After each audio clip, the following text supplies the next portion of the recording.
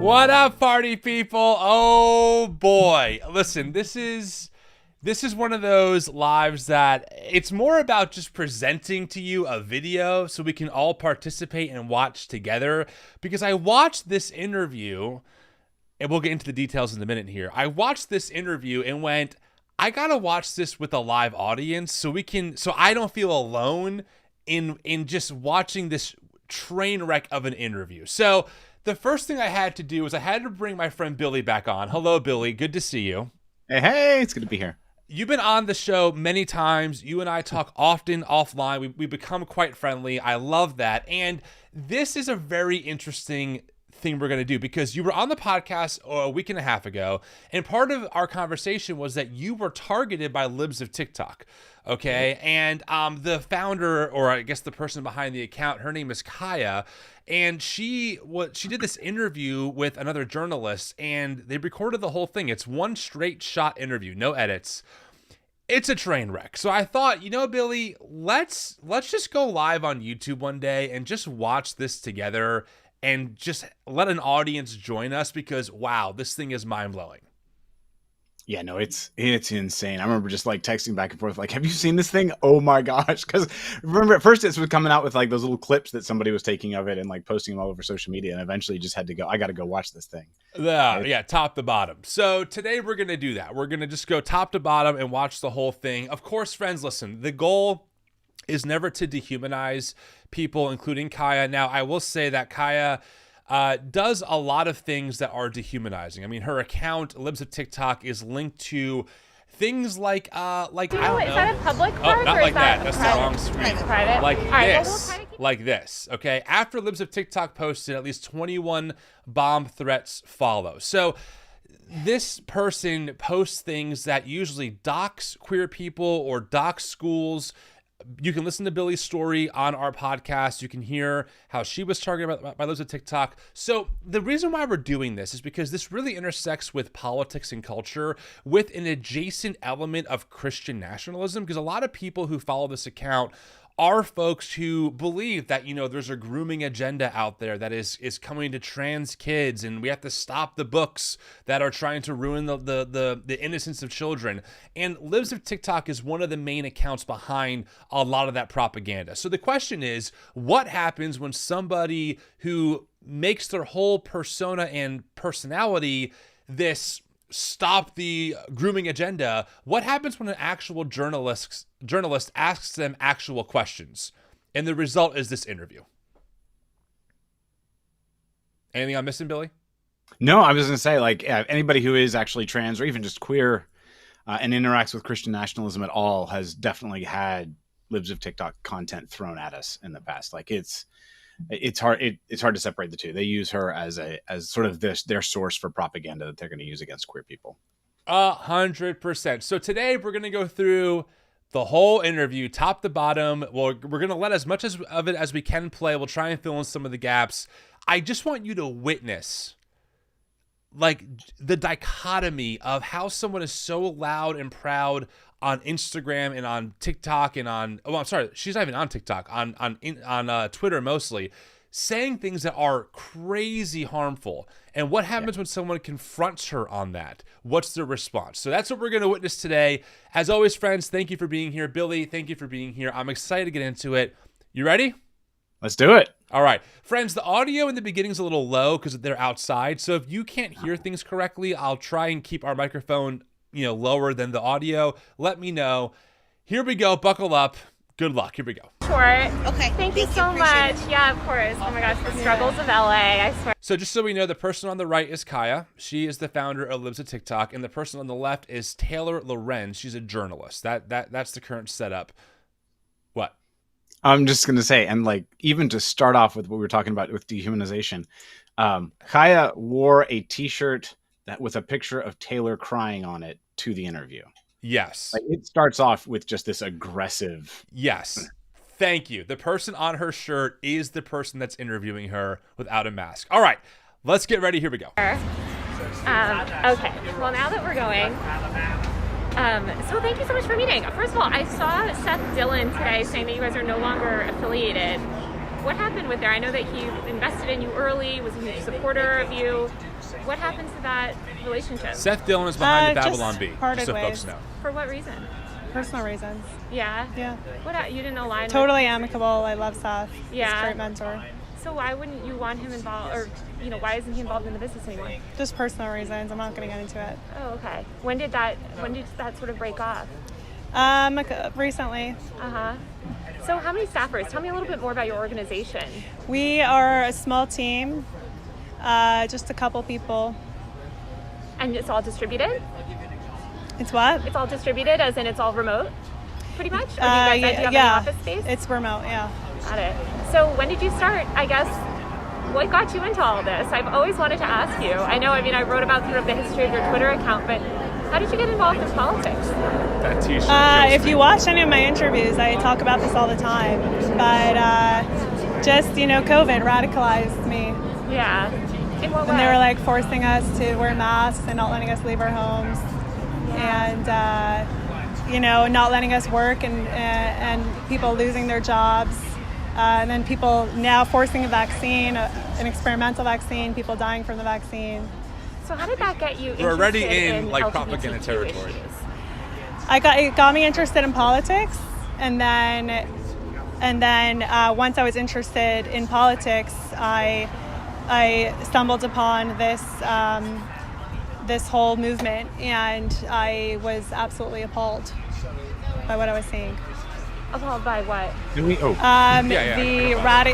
ahead. So now I just want to, at this point, that phrase that she used, this whole movement. I just want to say, watch for the fact that over the course of this whole video, she never really does come out and clearly define what the trans ideology or gender ideology that she's against is. At various times, Taylor's going to talk about she supports it. Kaia talks about being against it.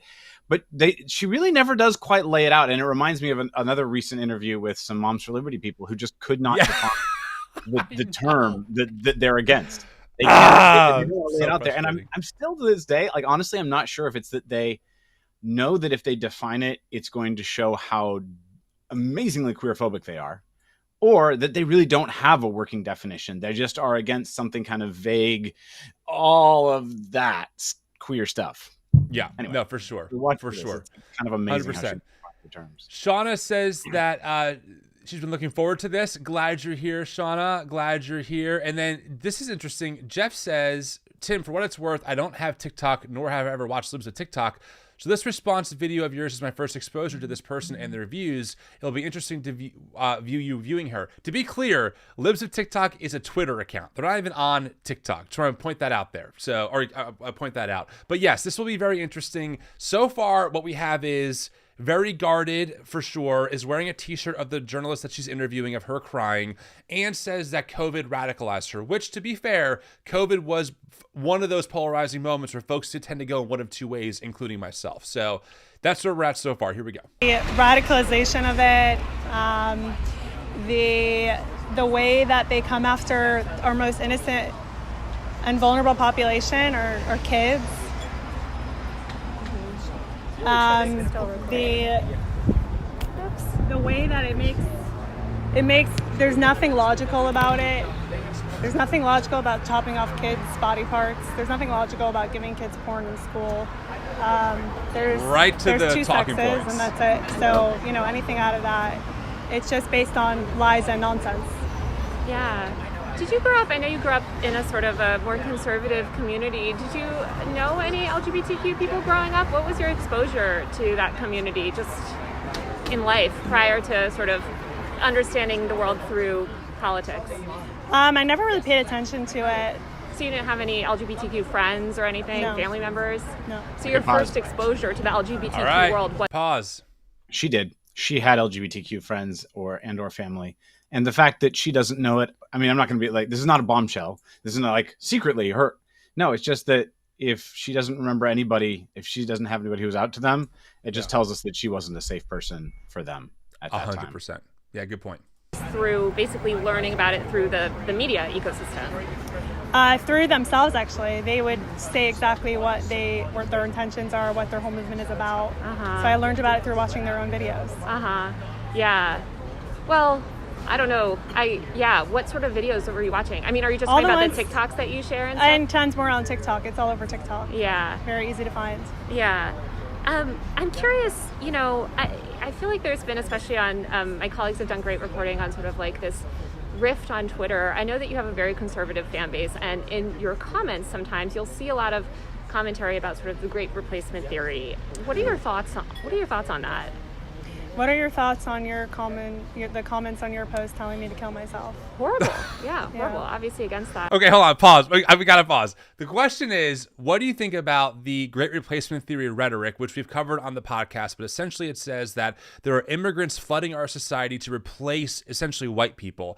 And her response is then to ask this journalist about death threats. So just keep that in mind. Yeah. So will you come out and condemn that publicly? Oh, go ahead. What's up?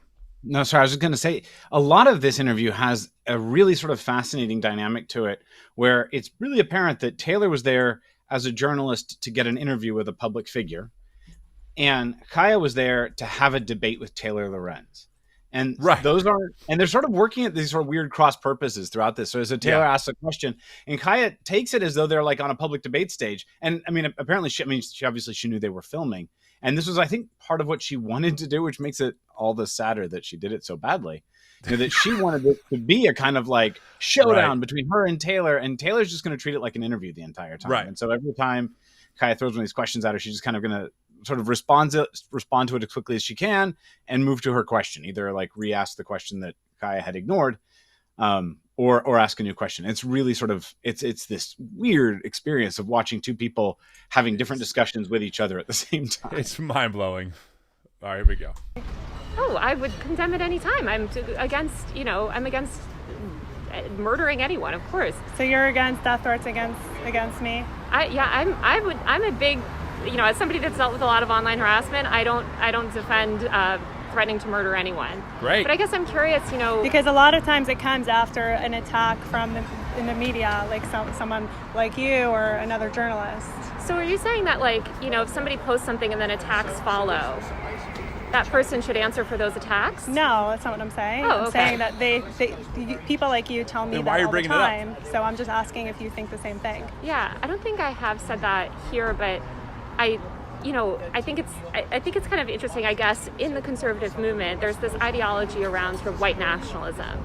Brings it back to the question. Obviously kind of a hardline ideology that's generally been pretty critical of Jewish communities. And I'm wondering, as a Jewish woman, how do you feel about sort of aligning yourself with those people and accounts? You see this sort of rhetoric in your replies. And I only bring it up, I'm not saying that you necessarily endorse that rhetoric. I would imagine that you don't.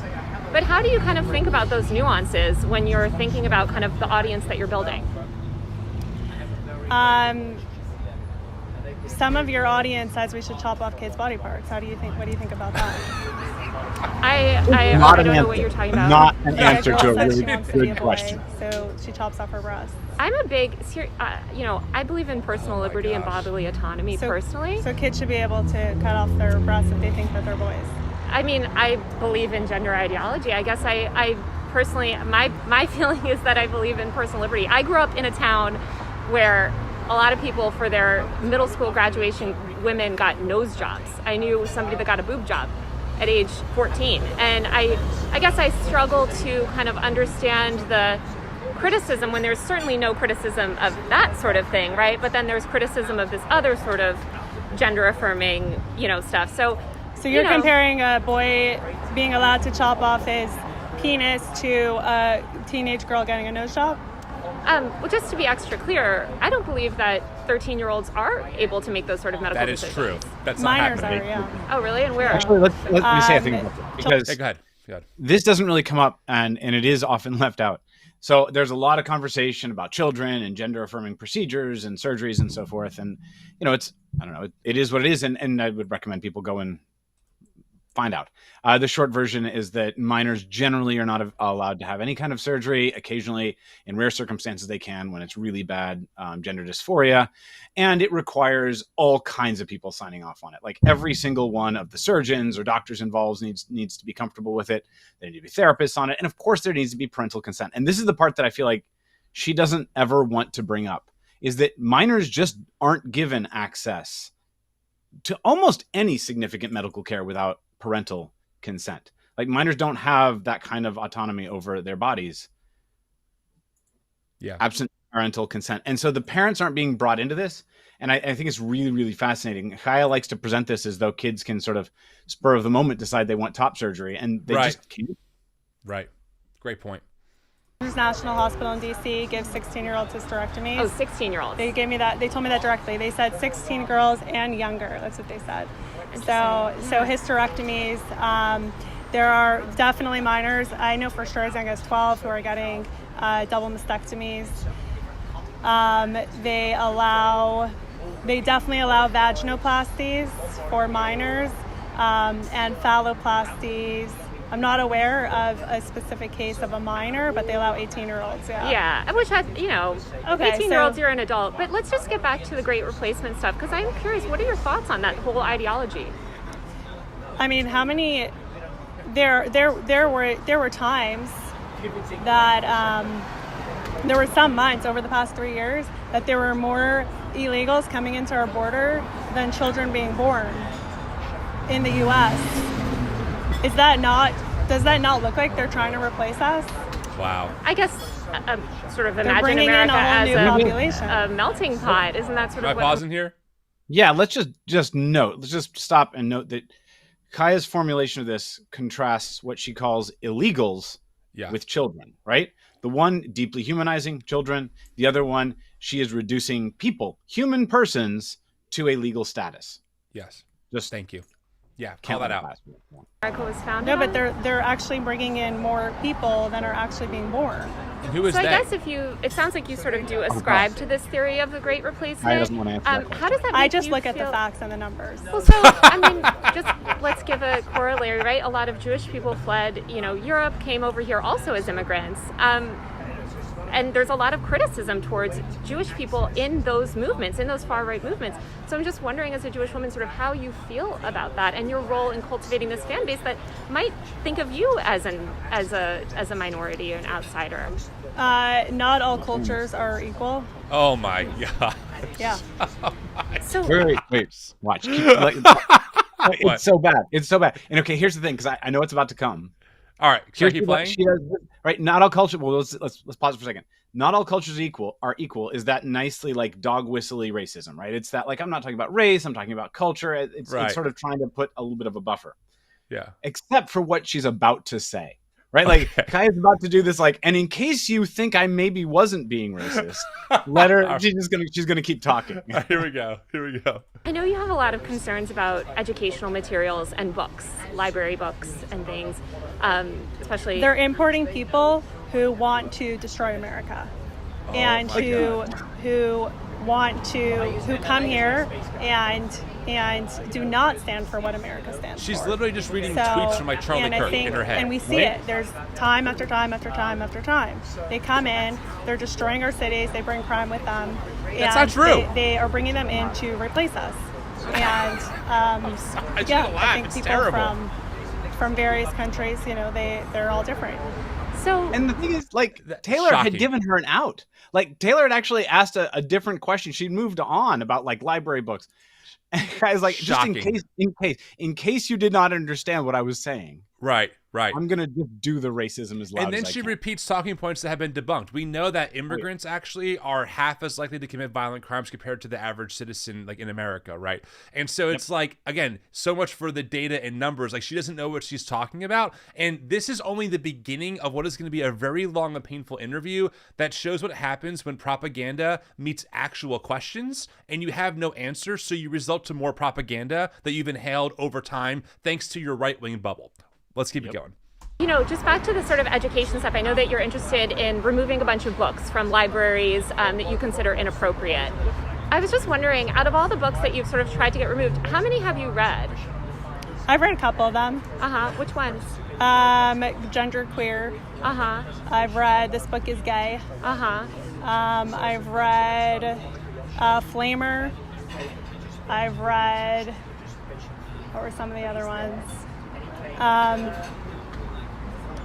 My Shadow is Pink. It's adorable. It Feels Good to Be Yourself. There's so many more. tons of them. How do you kind of square, would you say, I feel like you are, or at least I feel like you've spoken about free speech before and the need for free speech and sort of supported Elon Musk's sentiments in that area. Would you say that you're a free speech supporter? Yeah.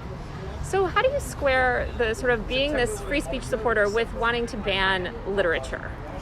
What kind of literature?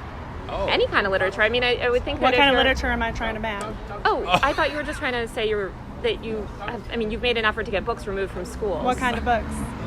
Books dealing with LGBTQ people and sexual No, that's education. not what I said. Oh, so you're not trying to get any books banned from school? That's not what I said either. Okay, why don't you explain to me how you're thinking about this? You just accused me of wanting to ban books. What kind of books am I trying to ban? You tell me. I'm not trying to ban anything. But you're not trying to ban any Who books. said I'm trying to ban books? Are you trying to remove books from libraries? From public school libraries. Okay. So how do you square your sort of notion trying of to free ban speech books. and free What is your expression and definition of allowing all of ban? that stuff? Well, with wanting- I think what she's doing is she's saying, look, I'm not advocating for banning books blanketly in America, like we have to burn every copy in Barnes and Nobles. I'm just saying in the public school system, these books should be banned. So therefore, I'm not actually advocating for banning books. It's like, it's just a sleight of Right. hand, right? Because again, if you go to, and I don't recommend it, especially if you're someone in the queer community, but if you go to her Twitter, you will see quite the opposite position being taken. It's not like this at all. It's very clear what they want, and they're always targeting either minority-based or queer-based sex ed books that are designed for adolescents who are coming of age to understand how to, how those kinds of sex, that kind of sex works, right? And for her, that's the grooming she's talking about. So, all right, yeah. We'll keep it going here. Jeez Louise. What kind of books am I trying to ban? My goodness. literature removed and wanting access to information removed. What kind of literature? Exactly. Tell me. Exactly. Porn. Gay porn. Uh-huh. Yeah. And what do you consider gay porn in these books? So you want to see it? Are you talking about the stuff that you've tweeted, basically? You consider Yeah, it like there's inappropriate? pictures of like blowjobs and like how to have gay sex with like naked people and people masturbating and stuff. Yeah, Did you? like pictures of it. Oh, yeah. totally. And Yeah. I went to public school. And we had a sex ed class in public school where we were shown, information about sexual health and, sex and masturbation and things like that. I'm curious about your own education. I mean, was that something did you ever go to a sex ed class, or is this all sort of new to you where you're sort of learning about how this works in public schools? I don't live under a rock. So you did have sex ed classes when you were growing up? We had some kind of education, yeah. Uh-huh. So you do think it's important for children to have education, sex education? Not the way they're doing it in the public schools. Uh-huh. How are they doing it? What are we talking about? They're giving kids porn and telling third graders that they should masturbate. They're giving middle school children guides to gay sex and anal sex, sex toys. How would you describe the type of sex education? This is shocking because sex ed has been taught in schools for decades. Sex ed includes pictures that are for educational purposes of how sex works, how physical anatomy works. The only difference is that now that there's queer representation in some of these books, that has now become the new dog whistle for the grooming agenda, right? Meanwhile, there are plenty of queer children, or I should say really young adults and teenagers who need access to that kind of education like heterosexual students do. This is not complicated. No, but notice what she's doing, right? If it is a depiction of gay sex, it's porn. Whereas if it's a depiction of straight sex, it's educational literature. Right. And Yes. But by using that, with that quick equivocation, she's able to do this thing where she posits herself, or she presents herself as a anti-porn crusader or something like that, and this is how she justifies her book bans and all the rest of that. Yes. But what's behind it is just if it depicts anything sexual that also happens to be queer, she feels comfortable calling it porn, which I think is why she kept trying to throw things back at Taylor, because she wants Taylor to say that. She doesn't want to have to actually explain it to Taylor herself. Yeah, I agree. Good point. That you would like to see in schools? At this point, I want all sex education actually removed from schools because I don't trust the schools to do it. After what we've seen, I don't trust them at You're all. right. Trust the church, Kaia. That's a much better solution. Like, you should trust purity culture, white evangelicalism to give kids a proper sex education. Nothing could go wrong with that idea. Like, who else is part of education? is understanding how sex works. Like, this is a normal biological human function, right? And the reality is that children are being exposed to porn at earlier ages, and we don't want them learning from pornography.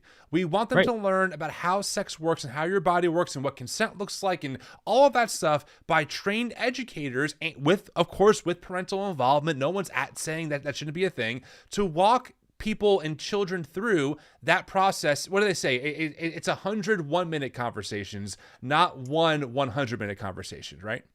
Absolutely. And this is the thing. I made this point on the podcast, and I want to say it again here, that most queer kids, teenagers, have straight parents. Not all, but most do. And those straight parents are going to be particularly unlikely, again, not never, but unlikely to be equipped to do good queer sex education for those queer kids. So having a school system that is trained in that, having experts who can come in and understand how that works and understand child psychology and can do that in an effective and healthy way is really important. Totally. And that's what would go away. I mean, many things would go away, but that's one of the things that we would lose if you just suddenly said no sex education in school. But that's exactly what Kaia seems to want to get rid of. Right. And notice how there's no solution. It's just, I want to get rid of this. No, nothing's going to be filled. It has to go away. So we're not talking about like deeply thought out perspectives of why this should be replaced. It's just, oh, it's bad and evil and grooming children, therefore it should go away. Like, okay, well, thanks for that. It does absolutely nothing in the real world. Yep. Zero. We need to completely eradicate it and then redo it in a normal way that's appropriate. So I saw you that you got banned from Normal. Stripe today. How much money did you have tied up in that platform? I'm not going to get into that. Mm-hmm. They already restored me. Oh, okay. Yeah. So you're back. Yeah. I noticed, I think it was around last summer, you deleted a lot of your tweets and you sort of stopped posting. This is when Seth Dillon kind of tweeted, asking if you fell off or, saying that you weren't posting as you used to. What happened during that time, and did you think about quitting? I have no idea, and no, I never thought about quitting. Mm-hmm. You don't know what happened? Why'd you delete all your old posts? It was just a one-time editorial decision. I stand by all my posts. I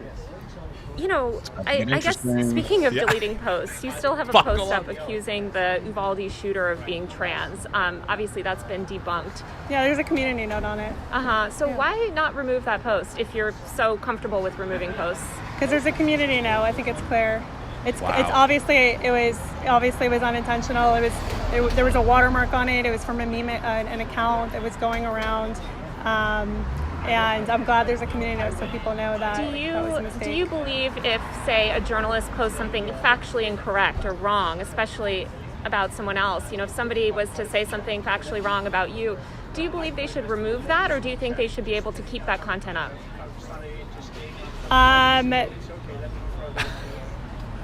Twitter is free speech. People lie about me all the time on there, and they don't get taken down. If you want, Billy, I can't do this. I cannot do this. I cannot do this. She literally says there's a community note on my blatantly false tweet that I know is false, and I'm gonna keep it up because why?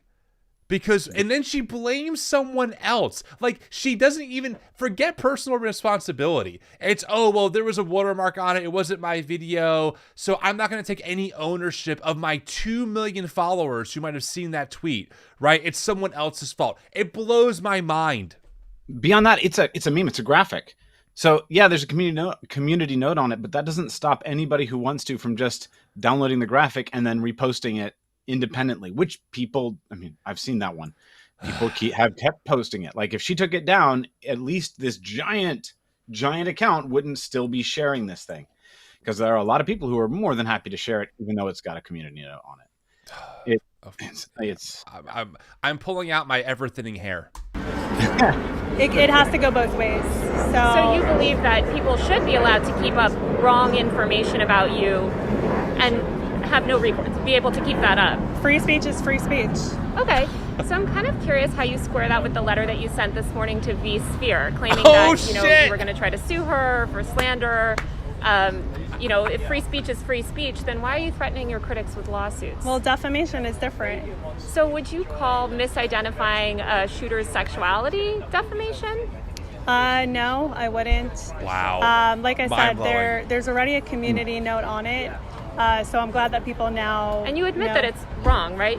Was the Uvalde Yeah, shooter and trans? I wasn't the creator of that image. Sure, but you can imagine if somebody amplified wrong information. The media, like Washington Post and other places, they lie all the time. They're never held accountable. They never remove it. They lie and lie and lie.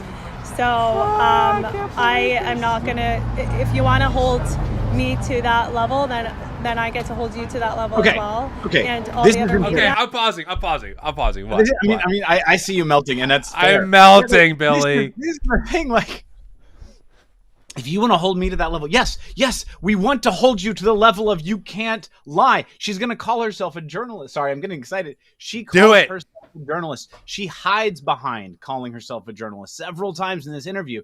Yes, we want to. If you think, because here's the thing, those papers that she mentioned, they have editorial standards. It's actually quite the scandal if they're caught saying something blatantly untrue and they don't retract it. They post whole stories doing these retractions saying, here's what we got wrong. It was very wrong. Here's why we got it wrong. And here's what we're going to do to keep from doing that thing again. And she doesn't want to do any of that. So like the answer, and this happens, you see this again and again and again when you're fighting with or arguing with Christian nationalists and Libs of TikTok type people online, is they do this whataboutism. And then when you say, no, everybody should be held to the standard, like, oh my gosh, I mean, and Kaia's doing it again and again. She started off the interview with well, do you think it's right for people to send me death threats? And Taylor's just like, no. And of course so not. then we move on. But it's as though she wants to have a fight about whether or not the thing is happening rather than just say, no, that's wrong. Nobody should do that thing. Lying is wrong. Lying about people is wrong. Right. Nobody should do it. The Washington Post should be held to account if they get caught doing it, if they do it. Anybody should be, including Kaia. And instead she's saying, I think we should all be allowed to lie, or I should be allowed to lie because I think this other group is lying. And so like, I need to get access to those it's okay to lie rules. And like, what is wrong with your conscience at the point where you're making that argument? While she sends defamation threats because she feels like people are lying about her, right? So it is, you can't perceive, you can't lie about me, but I can lie about things, and that's totally fine because there's a community note on it. Like there's no integrity, there's nothing that is like good faith here, right? Again, this is what happens when you have propaganda meet actual journalism. You get answers like this because the truth is, people like Kaia do not care about the harm that they're causing or if they're actually doing it on with integrity. They care about getting the outrage out of people, even if it's not the truth, until, right, a journalist calls them to account, and then all of a sudden it's defamation and I'm sending lawsuits and free speech doesn't matter. So yeah, note that. And this only gets worse. This is only the beginning. It gets worse. Here we go. So I just don't think, it's not accurate to compare it because was the Uvalde shooter trans? The Uvalde shooter wasn't trans. Got it. And so I guess knowing that you posted wrong information, you're saying it should stay up and everybody else should be allowed to keep whatever they have up as well. That's my new ringtone. Is that sort of your stance? Am I accurately understanding it?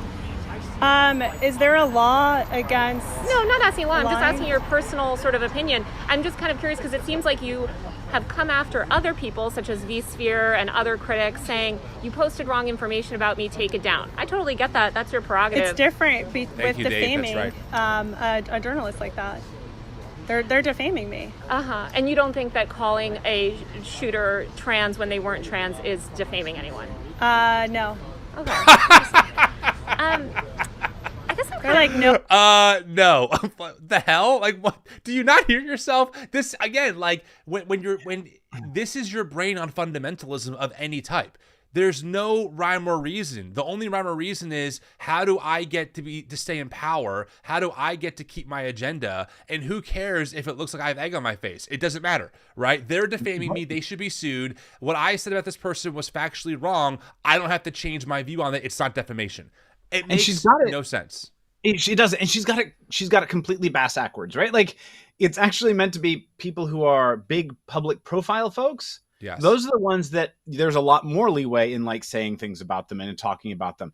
Private Yes. individuals, you're supposed to be pretty quiet about them, right? There's a much like higher bar for like, you really can't lie about and ruin the lives of private Right. people who haven't stepped into the limelight like that. Right. Exactly. Yeah. Exactly. Oh gosh. They're knowingly lying about me. And what would Poor you say Taylor. that you did when you sort of posted that about the shooter being trans? Like I said, a image that was going around for months that I shared from another thing accidentally, and I'm glad there's a community note on it. She accidentally shared it. Delete it. I know you come from a more traditional family and sort of a more traditional culture. What does your family and think of your success? You've made a huge career for yourself. You're obviously a rising star in conservative media. How's that affected your interpersonal relationships? I'm not going to get personal. It's such a thing. Yeah. Like, again, Kaia wants a debate, right? Like, Taylor's actually giving her a chance that is a golden opportunity, right? It's, hey, humanize yourself. Let us all see a little bit of the person behind the account. And Kaia is just 100% turned. She deflects every single question that gives her that opportunity in the interest of, I want to have a fight with you. Also, notice how she doesn't want to talk about her private life, but for a living, she exposes the private life of other people, right? So like Billy, in your case, your private life and your teaching job of over a decade was exposed in really untrue ways, and a narrative was spun about you before you even became more of a public figure. So your life can be blown up, no problem. Right, but Kaia's life, well, she doesn't get into her personal life, into those family details. So again, it's a one-way street with these types of folks. Yep. But okay. I'm just gonna make this point because I got to make this point right now. Make Tim. the point. This is the thing. This is what heteronormativity, cisnormativity does, right? It says it allows people like Kaia to suggest that anybody who is just being queer, by that fact, is inviting the scrutiny. We're being the weird ones. And that sort of automatically, implicitly invites scrutiny. Whereas straight people, cis people, are just normal. And so they get to be treated as normal. Like that is the privilege. It's one of the privileges of being cis, of being heterosexual, of being, allosexual. It's this idea that you are a regular person and the rest of the regular people can empathize with you, and you shouldn't be subject to these sort of heinous attacks. But if you're queer, your queerness is treated in itself as like a fundamental invitation to being attacked. Yeah, good point. Good point. Has it affected your life? I mean, just dealing with this sort of fame relatively overnight. So, thanks in partly to you, there's been a lot of like death threats, a lot of really nasty messages. But you seem kind of proud about the press that you've received. I mean, your profile picture is holding up a newspaper with you in the headline. Yeah, a newspaper where they just basically lied about me. I thought it's the lie. It's funny lie. that the thing they she's just calling a lie is the claim that she is a stochastic terrorist. That is that she is intentionally posting inflammatory stuff about queer people in the knowledge or maybe even the hope that will lead her followers to take violent action like the bomb threats, right? Yeah. That is the thing that as far as I can tell, that's the thing that she keeps referring to as the lie people are telling about her. And again, that is, I can see she can argue and say like, well, that's never my intention. And you can talk about journalistic ethics at that point, and they get into it a little bit. But the fact of the matter is there is a very good faith conversation to be had at this point about whether or not she is intentionally hoping that those sorts of bomb threats occur, that those sorts of just horrible attacks on people's lives and livelihoods will happen, right? So like the accusation of stochastic terrorism, one, it's an accusation. And two, but that's the thing she keeps saying is a lie. This is not people just making stuff up out of the blue. They have well-documented arguments in favor of that claim.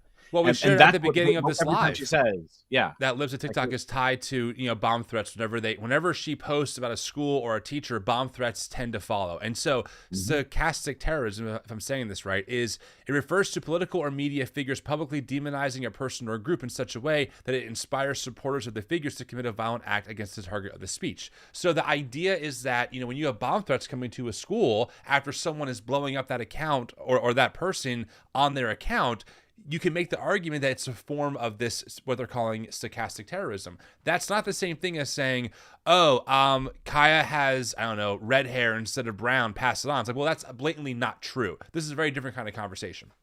Exactly. Cool. Just continue to make up these like lies and libels. You've gotten a big, I mean, even if you discount the mainstream media and just talk about the conservative media, I think your platform has risen pretty significantly.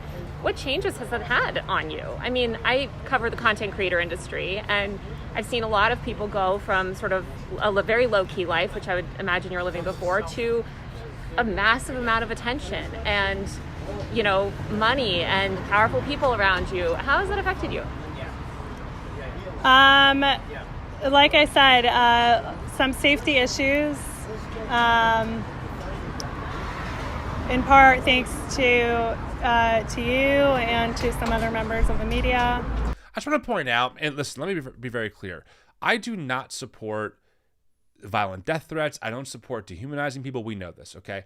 When you make a living doxing people and spreading propaganda about people in the worst ways that lead to bomb threats, I also understand how people are going to get really angry about that and be very loud online and probably dehumanize you. Do I accept it and tolerate it? Absolutely not. Do I understand how that can happen though? I absolutely do. And again, like for Kaia, this is not about self-reflecting upon like, oh, is what I'm doing actually helping? Am I harming people? It's about, oh my God, this threat, this grooming threat is whatever. It's evil, it's bad, it's this. And this is the persecution I'm facing as a person who's a truth teller, which so far in this interview, we've seen very little truth and a whole lot of propaganda. And just notice what she is doing with, and again, she's not doing it well. She's really clumsy about this. But what she's trying to do with this back and forth here is, you know, Taylor is saying, hey, there are all these threats that come after you talk about somebody, after you post about somebody. They come, and it's children's hospitals, it's schools, and it's teachers that get the threats and the death threats.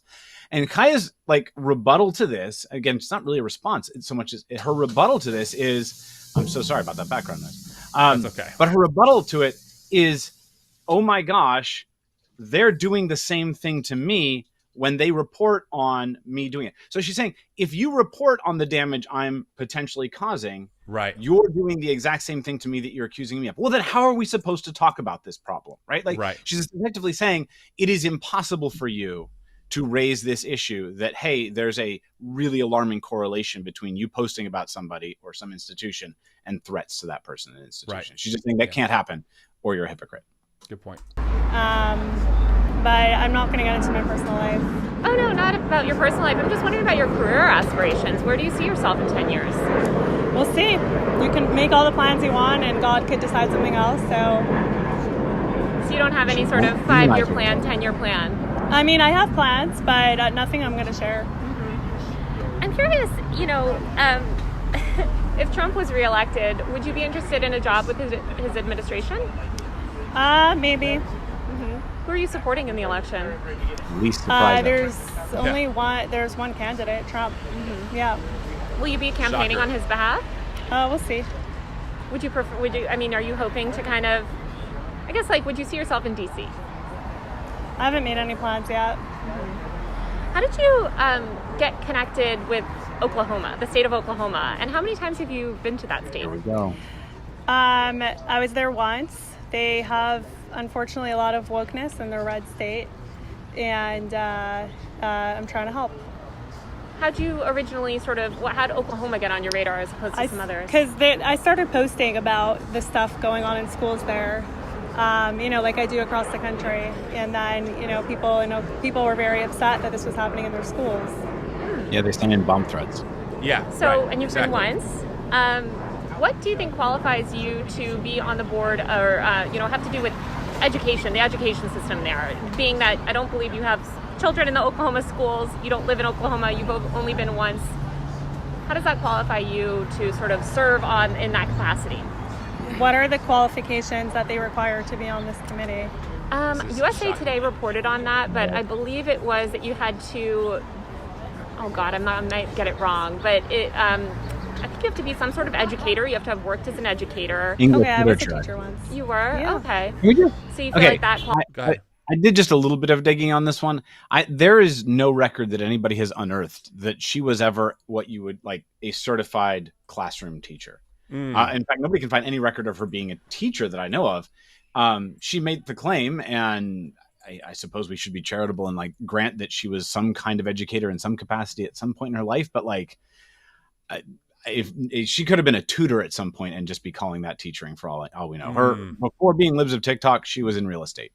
And there is somebody did look it up. There is no record of her as having a teaching certificate in the state of New York where she lived before the Libs of TikTok stuff. All right, noted. Qualifies you to sort of inform policies in Oklahoma? I wasn't aware of any kind of qualifications that they require. Unbelievable. I don't believe they require any qualifications. Scaling up. Yeah, I was thinking more even just informally, but that makes sense.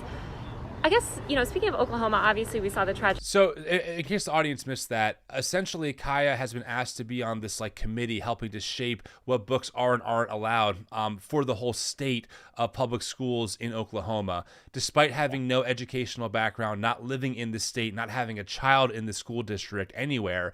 But thanks to Ryan Walters, who's the school superintendent, who's also a raging Christian nationalist, this is the connection. So a person who doxes actual teachers, who doxes schools, that causes bomb threats for Ryan Walters, who's the state school superintendent, is a prime candidate of who should sit on a committee to help shape what books are and aren't allowed in the public school system. So just let that sink in for a minute, that this is the kind of absurdity that we're working with here. No qualifications. She's 28, which again, age isn't always the major factor, but when you add it all up, it just spells a recipe for ignorance and disaster, and it pushes qualified people who study this stuff, who teach this stuff, who know what they're talking about to the side in favor of political propaganda and rhetoric.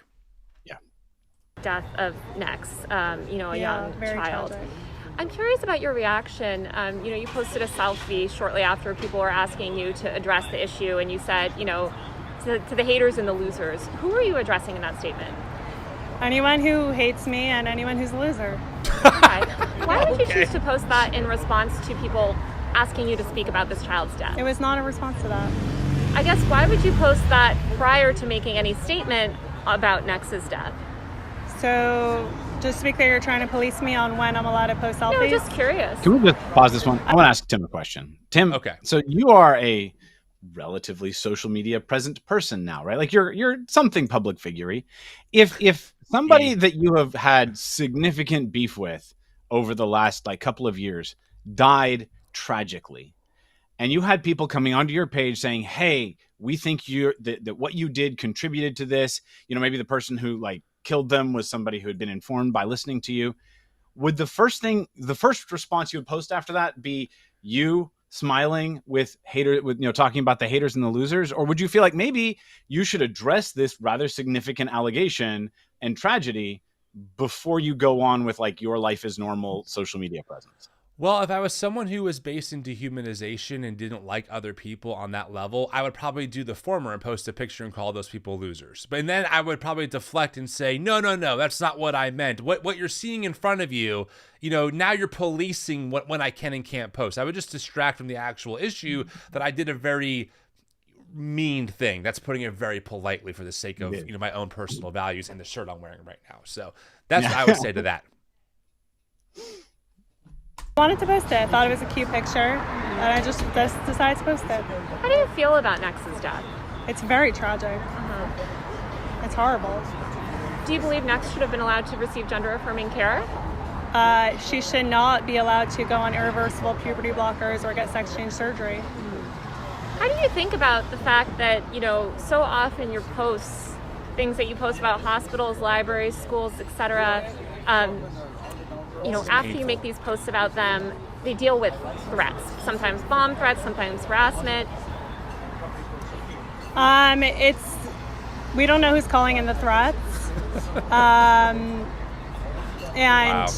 I mean, look, bomb threats are bad. I've said that 1,000 times. That's good. People who call in bomb threats should be arrested and investigated. You can't call in bomb threats.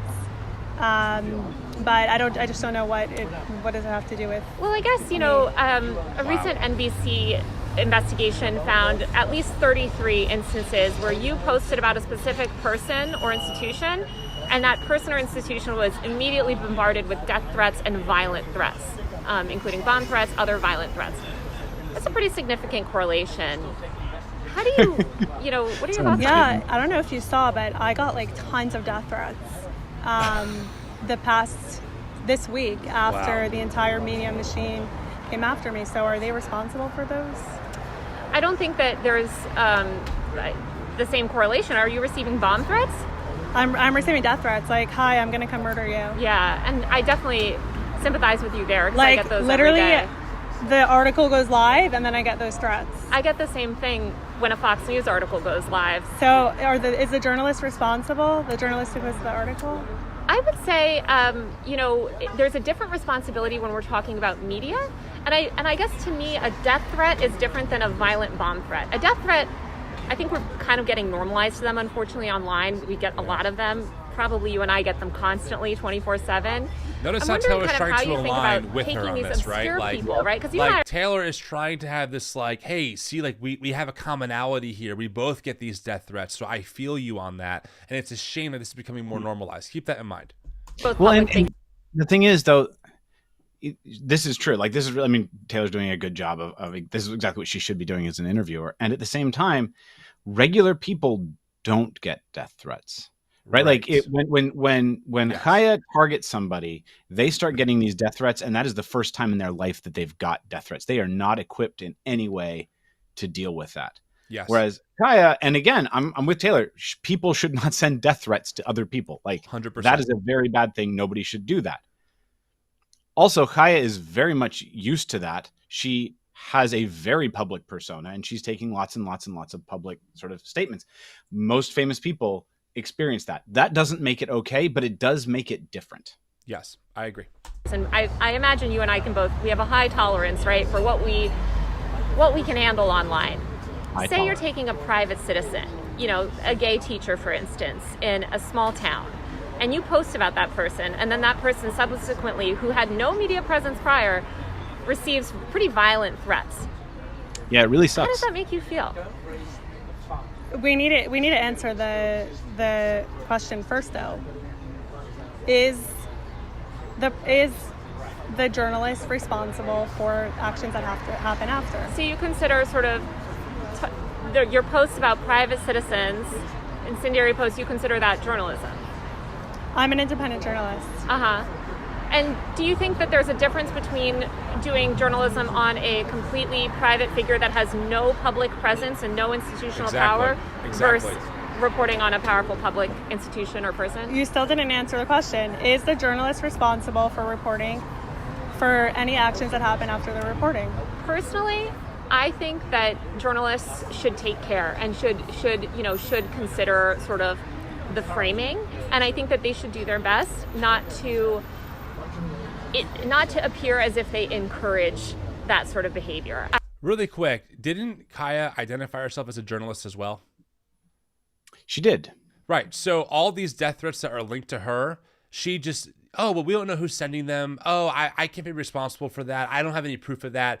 But now when the shoe's on the other foot and an article drops and Kaia gets death threats, which again are bad, look, it's definitely their fault. They definitely are sending these people after me, right? So again, it's always a one-way street with this type of thinking. You're never gonna, not never, but you are most likely not gonna get alignment or, hey, that's a good point, I should reconsider my position on this. You're always going to get why this benefits me, and then when it doesn't benefit me, I'm going to twist it to put it back on you, and now Taylor's the one answering a question that she has no reason to answer. But because Kaia's not interested in good faith dialogue or actually answering questions, and she wants to win and own the libs, this is where we are.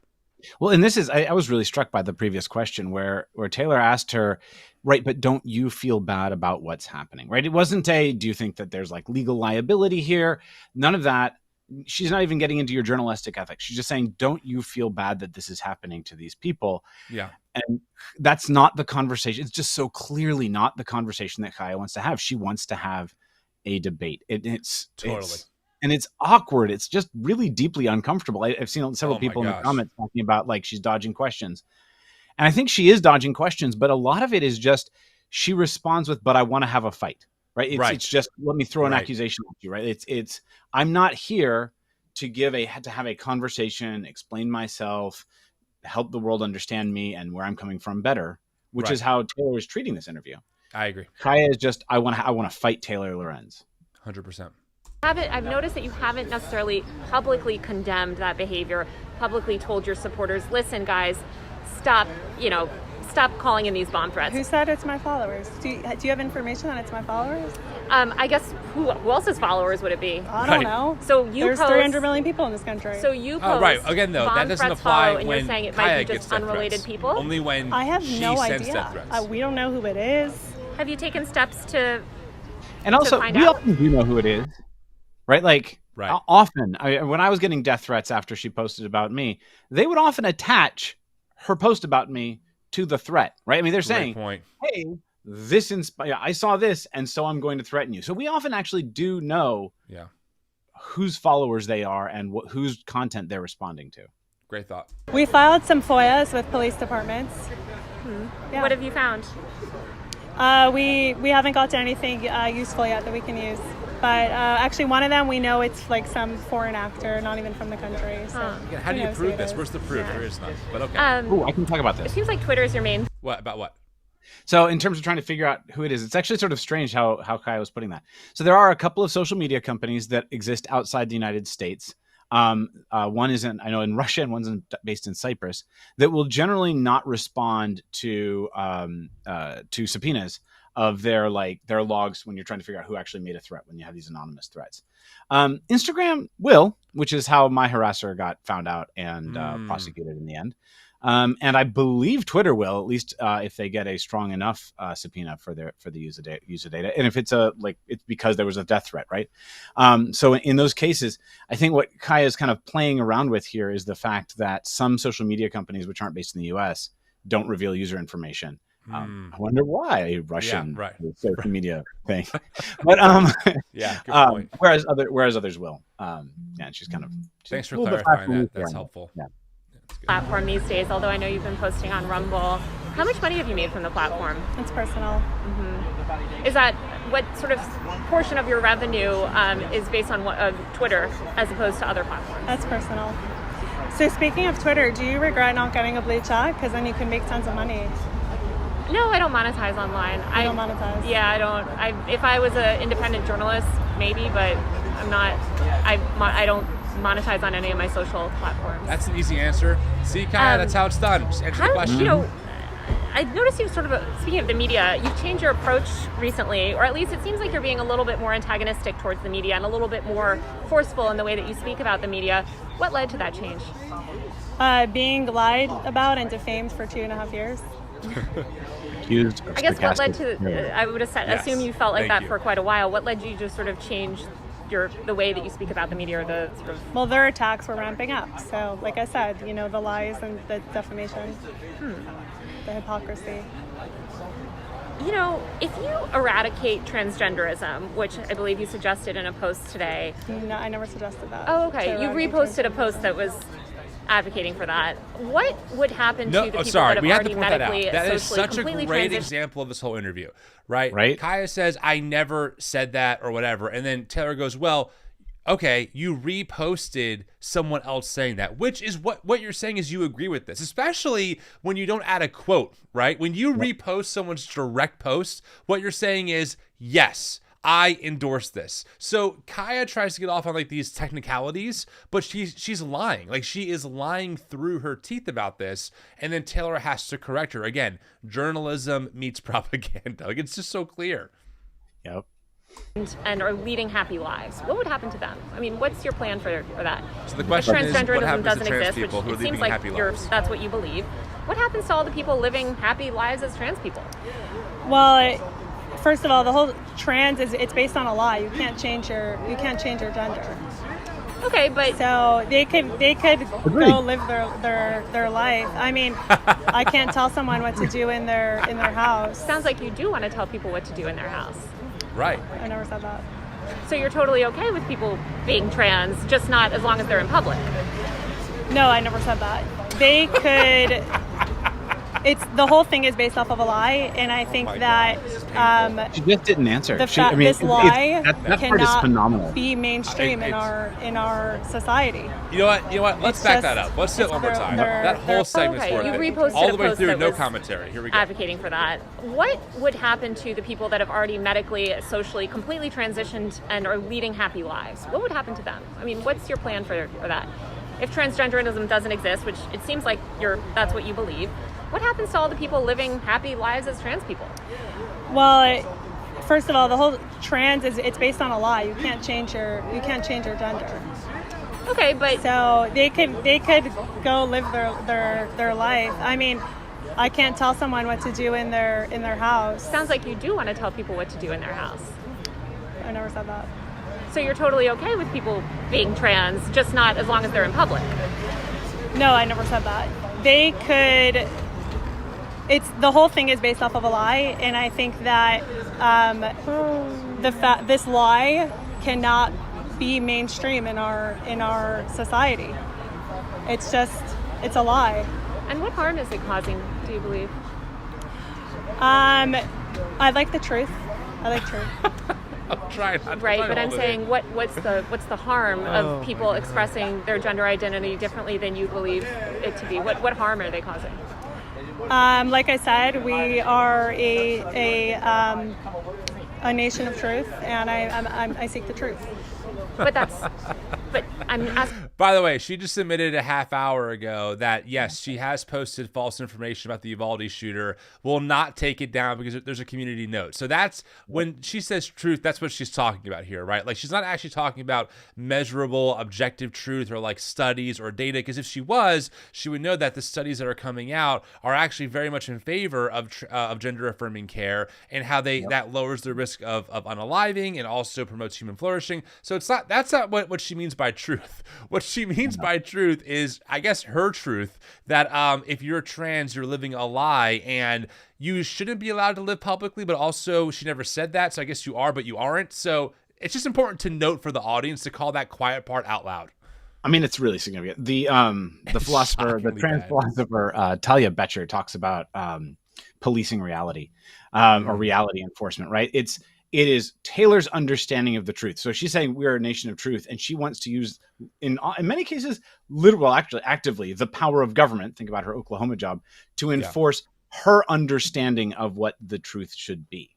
Yeah. Right? She's saying we're going to battle over the truth. There's no space for like, hey, how do we handle a disagreement over what is the truth in civil society? She doesn't seem to have any space for that. It's just got to be one, which is why she got so weird over the like, well, can trans people even be trans in private? Can they express themselves in private?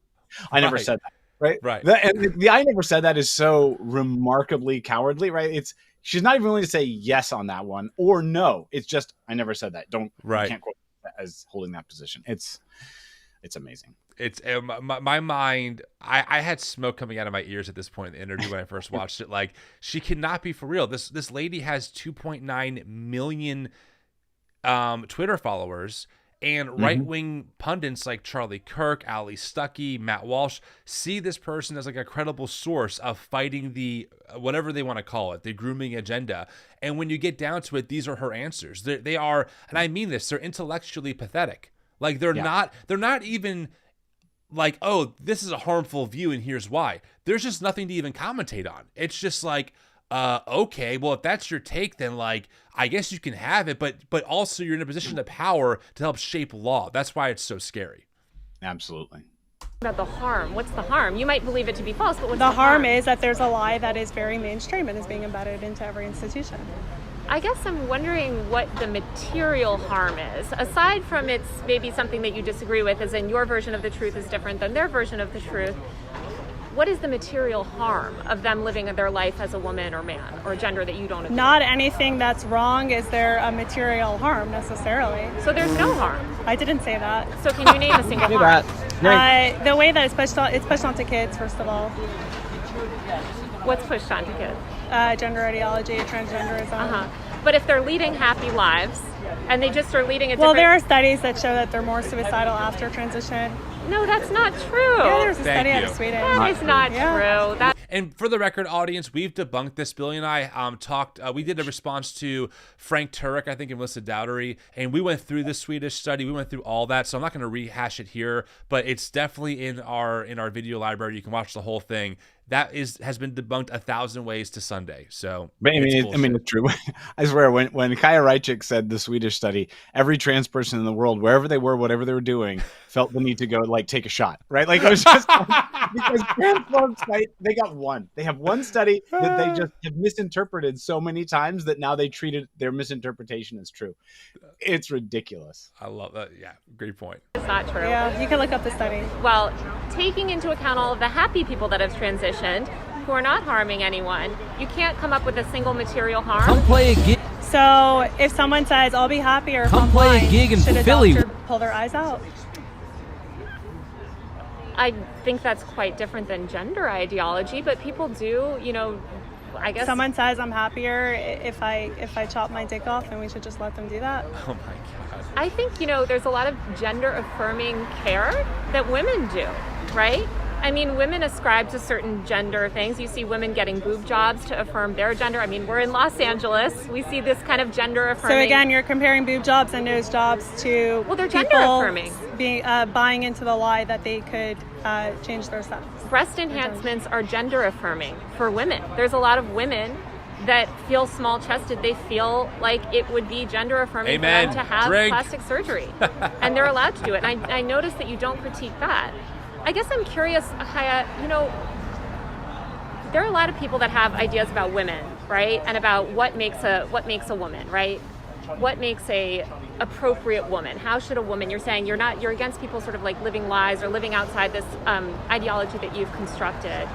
Some might say, look, we're both women over the age of 25 working. I certainly don't have kids, they might consider that not okay for a woman. Do you think it's up to that? Do you think it's okay for them to dictate how, you live your life as a woman? Right. Do you think it's up or sort of where does that line Great question. get drawn? Great question. So again, you're comparing boob jobs to a teenage girl chopping off her breasts. Well, first of all, teenage girls get boob not jobs. answer your questions. Yeah, right. Translation. Right, I'm not going to answer your question. Yeah, exactly. Breast enhancements are gender affirming for many women. I'm asking you, why is it that people have to live under your sort of view of gender? And It's not my view. It's science. By the way, I just want to point out that some women get breast reductions. That's permanent. So there are a lot of reasons people get different types of surgeries for different reasons, right? And again, what Kaia is doing here is she is taking on a topic that she obviously knows nothing about. Like, she knows literally nothing about it, and she's just making false equivalencies and trying to draw these comparisons to, again, she knows that this is going to go online, and she has to give her base the red meat, right? Oh, look, this ridiculous liberal journalist is comparing boob jobs to little children chopping their penises off. And it's like, first off, again, we've already proven, and we already know that's not what's happening. But also, she has to give her audience the red meat, so they go, wow, these liberal journalists are crazy. They can't even think through the reality that actually, it's a good point, right? Breast enhancements or reductions can be very much gender affirming for different types of people, right? So we already have specific types of gender affirming surgeries that are done. In fact, there are TV shows you can watch about what happens when those surgeries go wrong, and then doctors try and fix it. It's a reality TV thing, right? So that's already a thing, but this particular type of gender affirming surgery is where all of a sudden the line becomes too blurred, and Kaia says, oh no, we're a nation of truth, not a nation of lies. Yep. Facts. It's biology. But biology, if we're talking biology, there's a spectrum of gender. There's people that are intersex. That is a rare medical condition that has nothing to do with someone deciding this that little they... line. Yeah. Those of the audience who are the post-evangelical, exvangelicals are going to have to be so familiar with that exchange, just with different words, right? Because Taylor asks about like, hey, so like this is your interpretation of the truth. Are you comfortable pushing that onto everybody? And Kaia's response is, it's not my interpretation. It's like just science, right? How many times have we been told it's not my interpretation, it's just the plain meaning of the Bible? And then Taylor comes back with like, well, clearly it's not that plain. Here's intersex people. And Kaia's like, that doesn't count. It's unusual and therefore it doesn't count. Like, how many of us have talked to somebody who said it's just the plain meaning of the Bible, and you say, well, what about this? This isn't very plain. And they say that's unusual, and therefore it doesn't count, and they keep going. And you're saying, you want to pull your hair out and say, like, oh my gosh, you cannot separate your interpretation from exactly a reality that you just don't have access to. Intersex people exist. Like, deal with it. You know, that just because they're not, I mean, what's the stat? I'm not sure how true this is, but I've heard that there's about as many intersex people as there are redheads. Yeah, you know, so again, like, they exist, they're people, and we don't think that redheads are like, oh, well, all people have either brown or blonde hair, except for those weird redheads, but we don't really talk about them because they're it's a different hair color people have, not as common, but it's a thing. And can we just, I mean, even if there was only one intersex person, right? This is the thing. Science works by falsification, right? Like, one intersex person falsifies this binary hypothesis. And yet they want to cite science and not follow its rules. Like, if you have one falsifying example, you have to rethink your entire system. Yeah. But they don't want to do that. They, you know, half the time they say science, and then they're like, well, my common sense, which is just experiencing is sort of the opposite of science, right? Like, citing your common sense is like citing the earth is flat because it looks flat, or the sun goes around the earth because that's what I see every day, right? Like, those are the common sense conclusions. They're the exact opposite of the science conclusions. So they want to cite science when it gives them an epistemic edge, right? But then they want to ignore any kind of scientific method when they realize that actually doesn't back up their position at all. 100%. That's a great point. Be the opposite gender. I guess I'm still kind of struggling to understand how you think, if your view, say tomorrow Trump is elected, he says, all right, we're going to all live by Kaia's, decisions, right? What about all these happy trans people that are living their lives that are not harming anyone? What harm are they doing by living their life as a woman who medically transitioned? They're adults. You know, I understand you have problems with kids, but with adult trans people, what's the harm that they're doing to society? To society, they're spreading a lie that is affecting children also. Yes. So you just believe Billy. That's gender you. is a lie. And what if somebody said trans, you can't change your gender. And what if somebody said to you, you're not a real woman. You're not a real woman. That's what we say. You can't change your gender. I'm a woman. I found that out. It doesn't change, right? It's the people who want me to go around pretending to be a man that want me to change my gender, i.e. it's people like Kaia who want me to change my gender. And also, let's just say there are gender fluid people out there. They don't change it either. They find that it changes over time, but they don't change it, right? So no, you don't change your gender. She's right, except she's saying the opposite of what actually that implies. That makes sense. Again, because maybe you don't meet these certain specific definitions of femininity. That's fine. I don't care. They can call me whatever you want. Oh, but what if you would be forced to live by that system? Do you think it's fair that you would, be forced? Is that based in like science? Well, I don't think any of it's really based in science. Well, it is. Gender is a social construct. Well, gender is actually made up. Exactly. Yes, we agree on this. I mean, ding, ding, ding, like you're getting it. Yes. And then here comes the letdown. By a child predator, by a pedophile. We don't agree. Yeah. So he made up gender, and now they conflate the two, and they use it to basically trans kids. So there are actually two sexes. It's a fun tidbit for your audience. She's talking about John Money, who was a deeply problematic researcher. A lot of trans people don't like him. That's who she's referring to as that's who she's referring to. Also, she's dead wrong. The sex gender distinction existed prior to him. He did do certain things with it and popularize certain stuff. Again, trans people don't actually like him. But that's its own whole thing. But as early as just because, I got to drop this. C.S. Lewis made the sex gender distinction in a book like 20 years before John Money. So the sex gender distinction did pre-exist him. And she's just trying to pick on somebody that she finds easy to use as a villain in her narrative of evil transness. Got it. Genders, and there are many personalities. That's what I believe. Okay. That's a new talking point, by the way. I heard it from Charlie Kirk too. There's two genders and multiple personalities. That's their way of kind of like, it's just it sounds great. Oh, that makes sense now. But there's nothing, once you interrogate it, it actually makes no sense. And by the way, if I may, there are plenty of people, probably including Charlie, because I've heard him speak, who would not say to a man who likes to paint his nails, Hey, that's just it's different personality. I totally get it. No, that's weak. That's effeminate. You have to be this man who likes to shoot things and like be super strong. So even they wouldn't really actually welcome someone with a quote unquote different personality, who dressed or did things that were counter to whatever the dominant understanding of masculinity actually was. I just want to point that out and make sure that we're clear on that. A lot of LGBTQ people say that your posts cause an enormous amount of pain. How does that make you feel? Humanize How does yourself. it make you feel that your reporting on me causes me pain? I feel sad for that, honestly. Yeah. So would you stop? No, I'm a journalist and you're a public figure. But I'm just talking about, these non-public figures, right? These non-public figures that Well, are... if you put yourself out there on a public platform, then you're kind of making So yourself anybody public. that posts on social media is a public figure in your mind? If you're putting your videos out there with the intention that it should go viral, you want publicity. So if somebody's posting on social media, which inherently posting on social media, you're looking for attention, right? You're saying that meets the bar for a public figure? I'm not a lawyer. But I'm asking your opinion. Right. I think that these people, well, first of all, a lot of the people I post about are actually in positions that are public, But teachers, I'm talking about the people that doctors. haven't, But, right? but hold on. Teachers and doctors are not inherently public figures.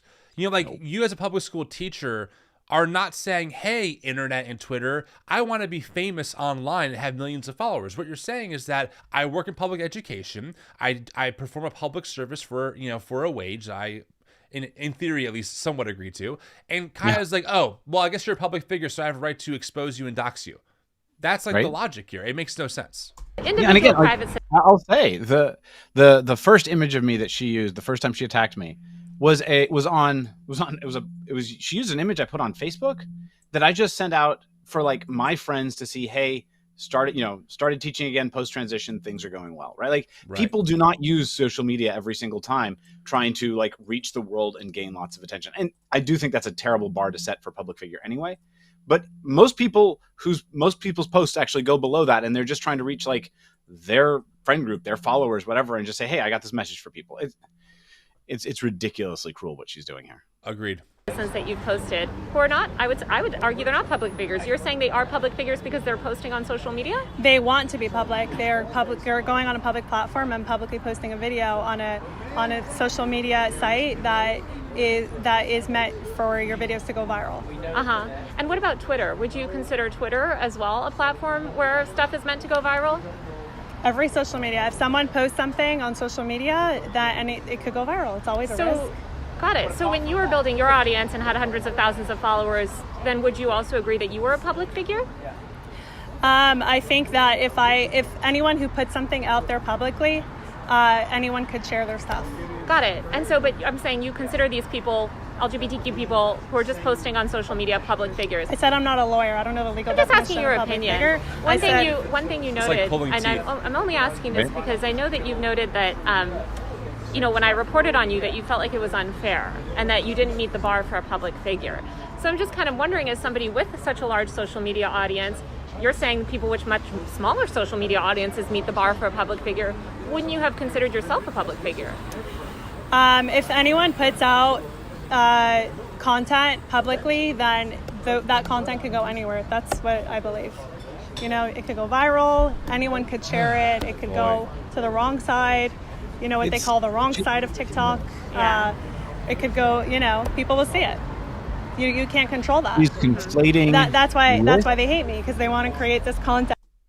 She's conflating risk with the chosen action to do something cruel, right? She's saying it's okay for me to do this thing that has huge negative consequences because you accepted the risk that might happen to you when you posted on social media at all, which that's pretty victim blamey. It's pretty 100%. incredibly victim blamey to do that, right? Yes, 100%. We do know that horrible thing can happen to people, and we accept that is in principle a possibility when we engage with social media. But we also, none of us want that to happen, and most of us don't experience it.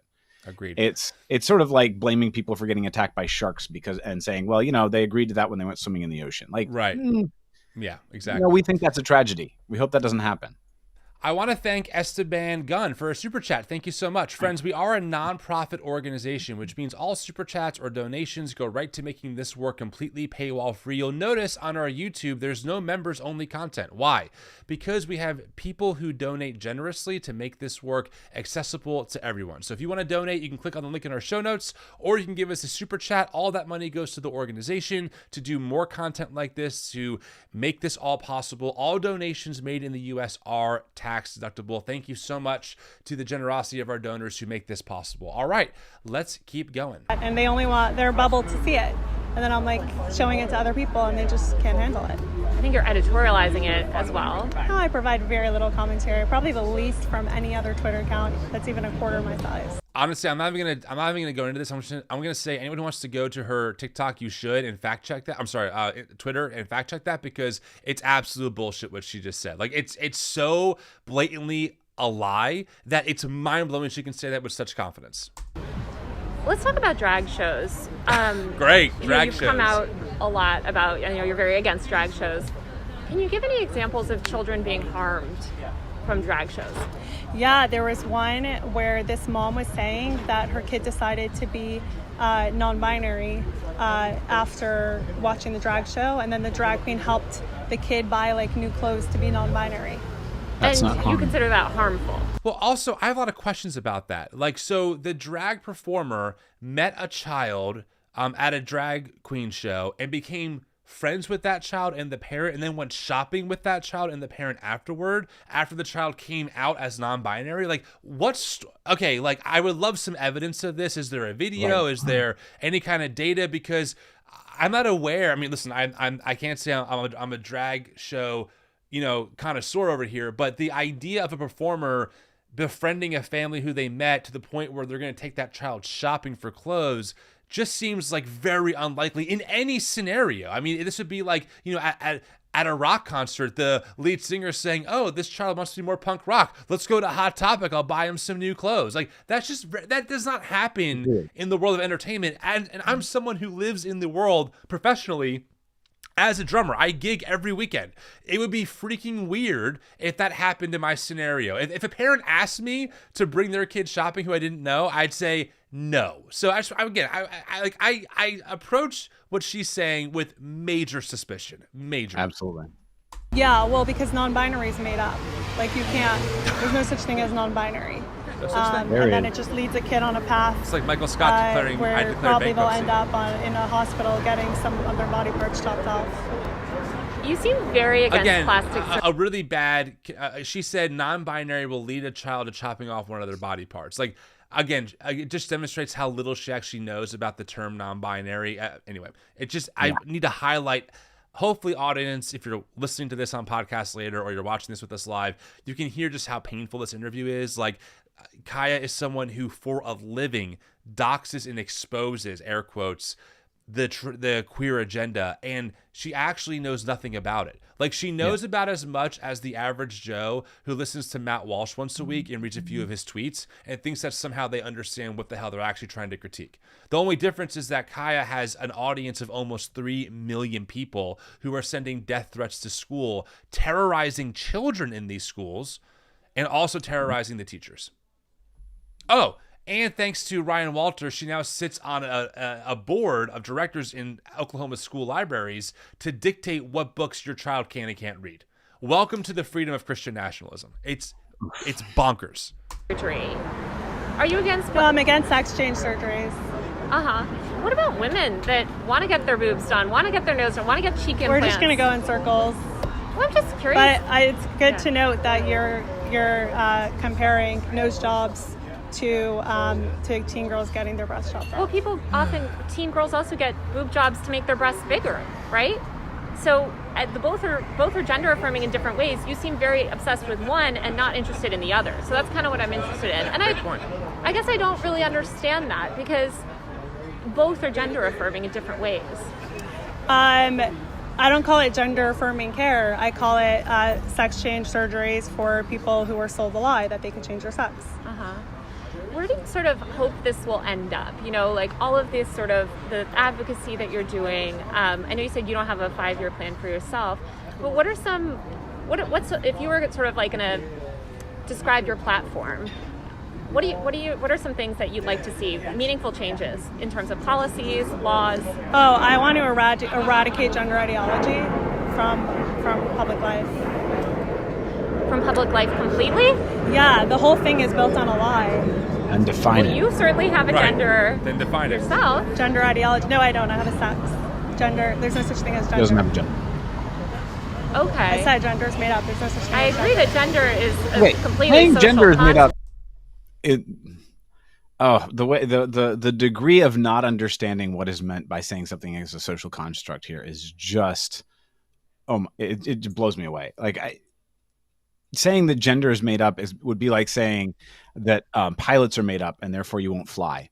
Like we have terms for things that exist in the world. We came up with those terms. We came up with those concepts to describe the world.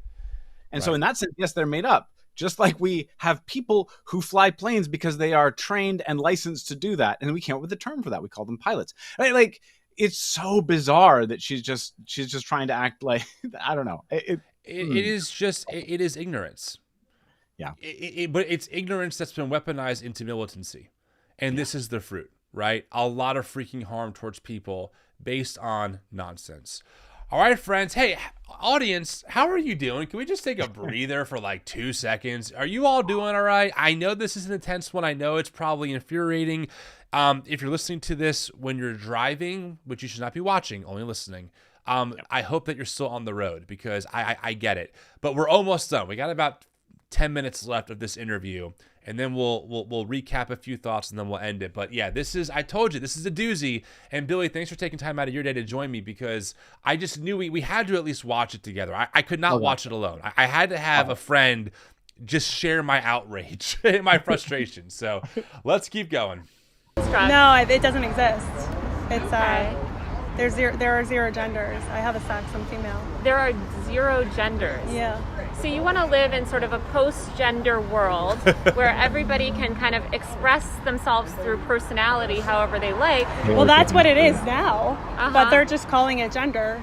So, But there's Hear males and herself. females, and then So if there's they were to, infinite. I'm just kind of curious here, and I'm Yeah. certainly not a gender scholar, so I'm not sure, maybe somebody sort of posed this question too. But if people were to let's just say, you know what, fine, we eliminate male, female, non-binary, whatever gender, we eliminate that. We're all just people, or we identify by our sex. Post-gender Would world. you still be okay with people, wearing dresses if, they appear to be biologically male, or, women shaving their head, things like that? Are you still okay with that as long as they're not calling themselves by a different name? Don't sexualize kids. That's what I'm against. Where did that even come from? Like, Taylor gives this long, hey, I'm not an expert, but what are your thoughts on gender? Don't sexualize kids. Like, what? What? Also, and I don't think Kaia knows this because she's Jewish, not evangelical, but if you want to talk about sexualizing kids, man, do I got purity culture stories for you for days about girls who were taught at age 10 that that the dress they wore was too short and causing the older man to lust. I mean, crazy shit. But I digress. I just had to highlight that. Like, wow, I just can't believe it. Live in a post-gender world where there's no gender, right? And anybody can just have the personality and express themselves however they want. That's how it is now. These people who are calling themselves a different gender. But I'm It's just saying, made up. you're They're not right, really and your issue is with the language around that, right? So I'm saying, let's eliminate the language. All right, do you support people, adults? Let's just talk about adults for the sake of this discussion. Do you support those adults having bodily autonomy, dressing, acting, painting their nails or shaving their head or doing whatever they want to do to express themselves? I don't care if a guy wants to paint his nails. Guy is a gender word. So you don't care. What'd you say? Guy is a gender word, right? Like she's not. She actually can't do the thing she says she wants to do and have this this agender thing. Right. Well, if there was no gender, then you would use they them, wouldn't you? You would. Everybody would just be they them. I mean, there are languages that aren't gendered, but Exactly. Leave the kids out of it. Don't sexualize the kids. Don't confuse the kids. So speaking of sexualization of kids, I think one group of young people that's constantly sexualized is young women. Yes. What are your thoughts, and why haven't you, I guess, come out more against some of the sort of sexualization of young women, especially in the right-wing media ecosystem. There's a focus on youth and women. There's a focus on sort of women under 25, women losing value with age. This is stuff, that's Definitely. been I'm a on the woman Daily Wire. in the Especially. conservative movement. I never once felt sexualized. You've never felt sexualized yourself, but I'm saying, why don't you speak out about sort of sexual abuse in the straight world, I guess? So you just changed topics. No. I'm saying, like, you're saying we're against the sexualization of kids. Yeah. One group of children that's constantly sexualized is young women. 13-year-old girls, 14-year-old girls are constantly sexualized on the internet, often by conservatives. So I'm wondering, especially given, what some commentary has come from like people at the Daily Wire, for instance, right? They've made comments about young women losing value with age, which is kind of a Matt pedophilic Walsh has said this stuff. ideology. Yep. Why not speak out on that? I've never seen that. I have no evidence. You've never seen young women getting sexualized? I focus on kids.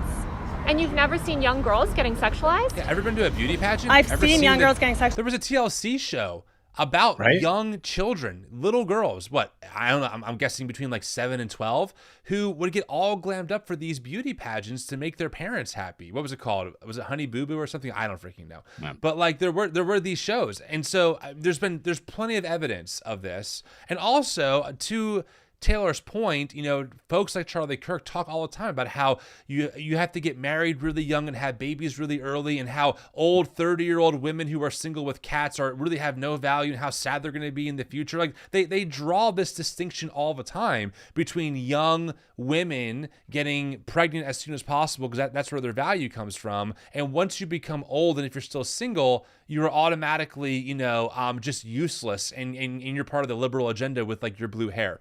It's crazy. I say and the other thing is like such an enormous part of her fan base. Thanks, Beth. Sexualize young trans men, especially, right? Like they get furious at the idea that these trans men are getting top surgery and ceasing to be sexually appealing to them, right? Like it's really gross, and especially trans men deal with this one a whole lot. Is this sort of really, really creepy sort of sexualization of these kids out of this sort of fear that like, well, you're not worth anything anymore if you stop presenting as they'll use terms like breedable female. It's really gross the way they talk about that. Is gross. And she has to know that she can't exist in her own part of the space she occupies is full of that, no doubt. And friends who are listening, the show is called Toddlers and Tiaras. Thank you, Beth, for correcting me on that. I'm referring to the Daily Wire thing. I can't answer for that. Okay, but let's just talk about young girls. Why don't you speak out about that? Why don't you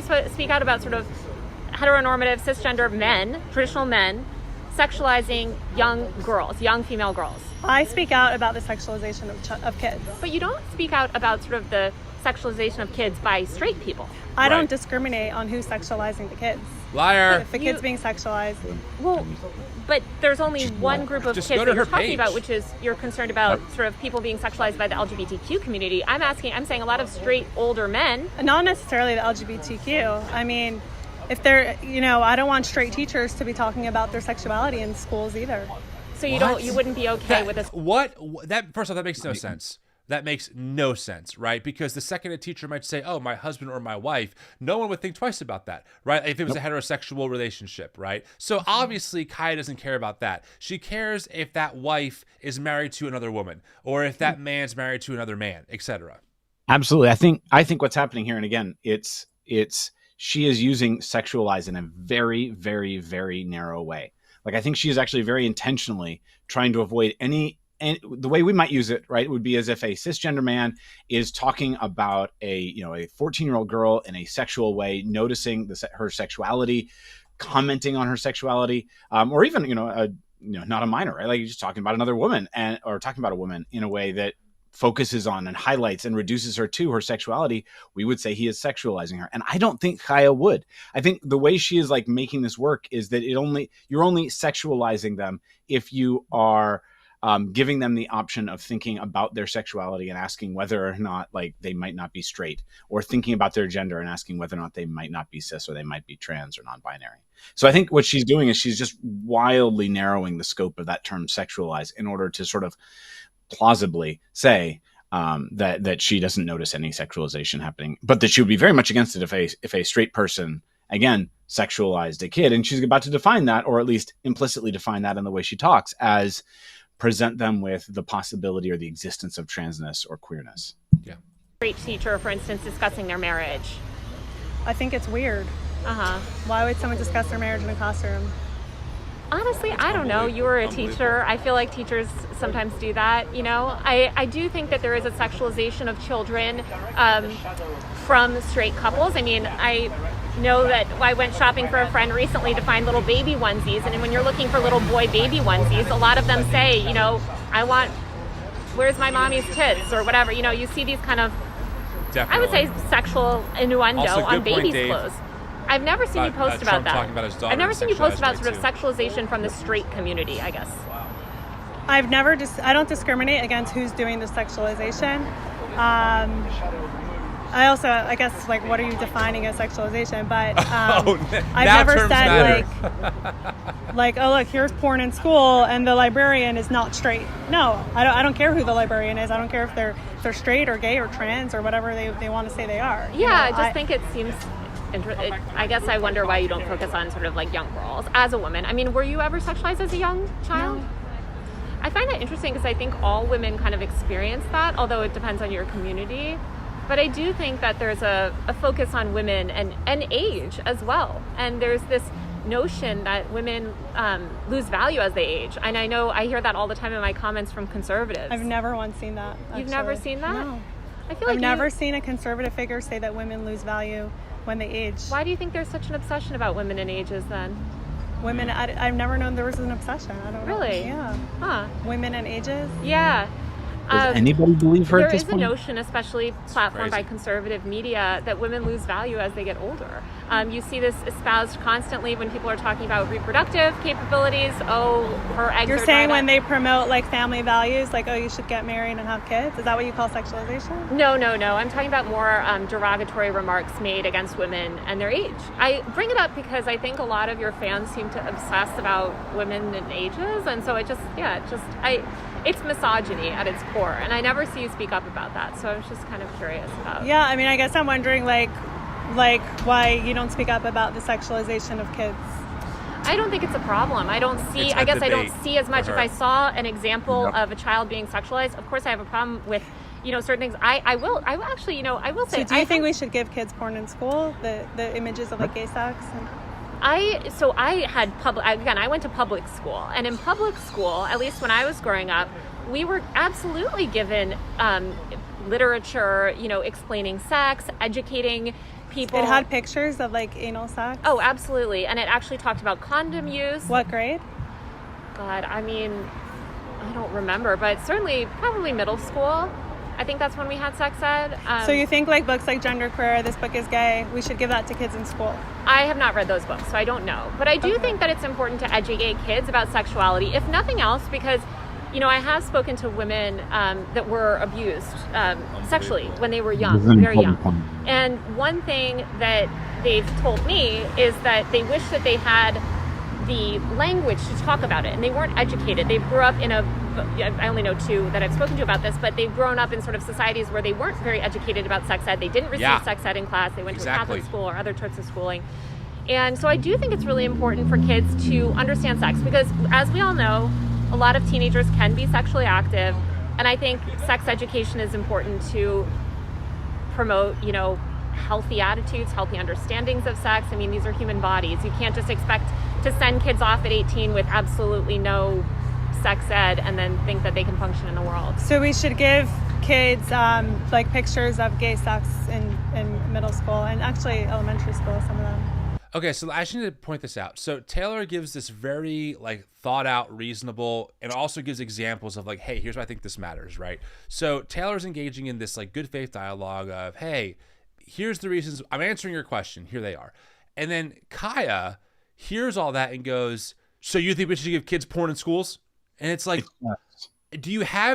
she have the ability to inhale someone else's perspective, process it, and say, I agree. Women should not be sexually assaulted, and if they are, and part of that's because they don't know how to say no, or they don't know what consent is, we should have systems and structures and teachers who are helping people understand what those things look like. But I'm also concerned about this level of content accessible to children. That's one way to have the conversation while also still holding to a view. But instead, that's all out the window, and it's back to the talking point. Porn in schools, which, by the way, that 60 Minutes discussion that you talked about earlier, they found that the overwhelming amount of these books that were designed for adolescents were in schools where adolescents had access, and a few did slip through the cracks. It were very few, like 5 or 6 out of like the hundreds, but they were, to their point, moved back into the adolescent section. I don't think anyone's like, yes, a 4-year-old should read a book that's designed for a 14-year-old. I mean, we don't think that a 3-year-old should learn algebra, right? Because why? Well, their brains aren't ready and developed enough yet to handle algebra. So this idea that, again, Kaia wants you to think that there's some nefarious force somewhere. Maybe it's a teacher, maybe it's an undercover Joe Biden operative, who knows?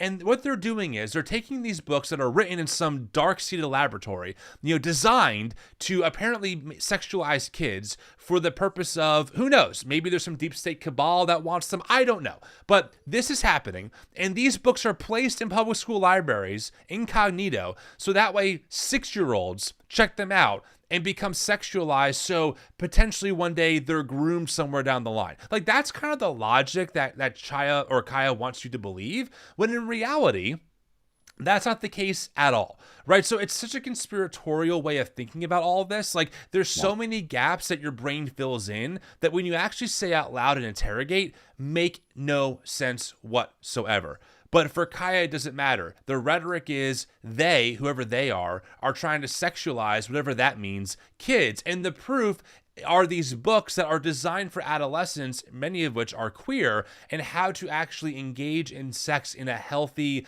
and safe way, and also being aware of what certain things look like. I mean, the cartoon images are not erotic. I mean, I've seen them. They are very caricature like humans, and just like certain actions being performed so you understand what they look like, not designed to cause arousal. Like hard stop. So anyway, I try to say that because it just drives me crazy. Friends, we're almost there. We got like 5 minutes left. You've been doing great. I guess I'm wondering what you consider that. I think. Do you want to see a picture? Well, I don't know, but are you talking about the ones that you've posted on your Twitter account? Yeah.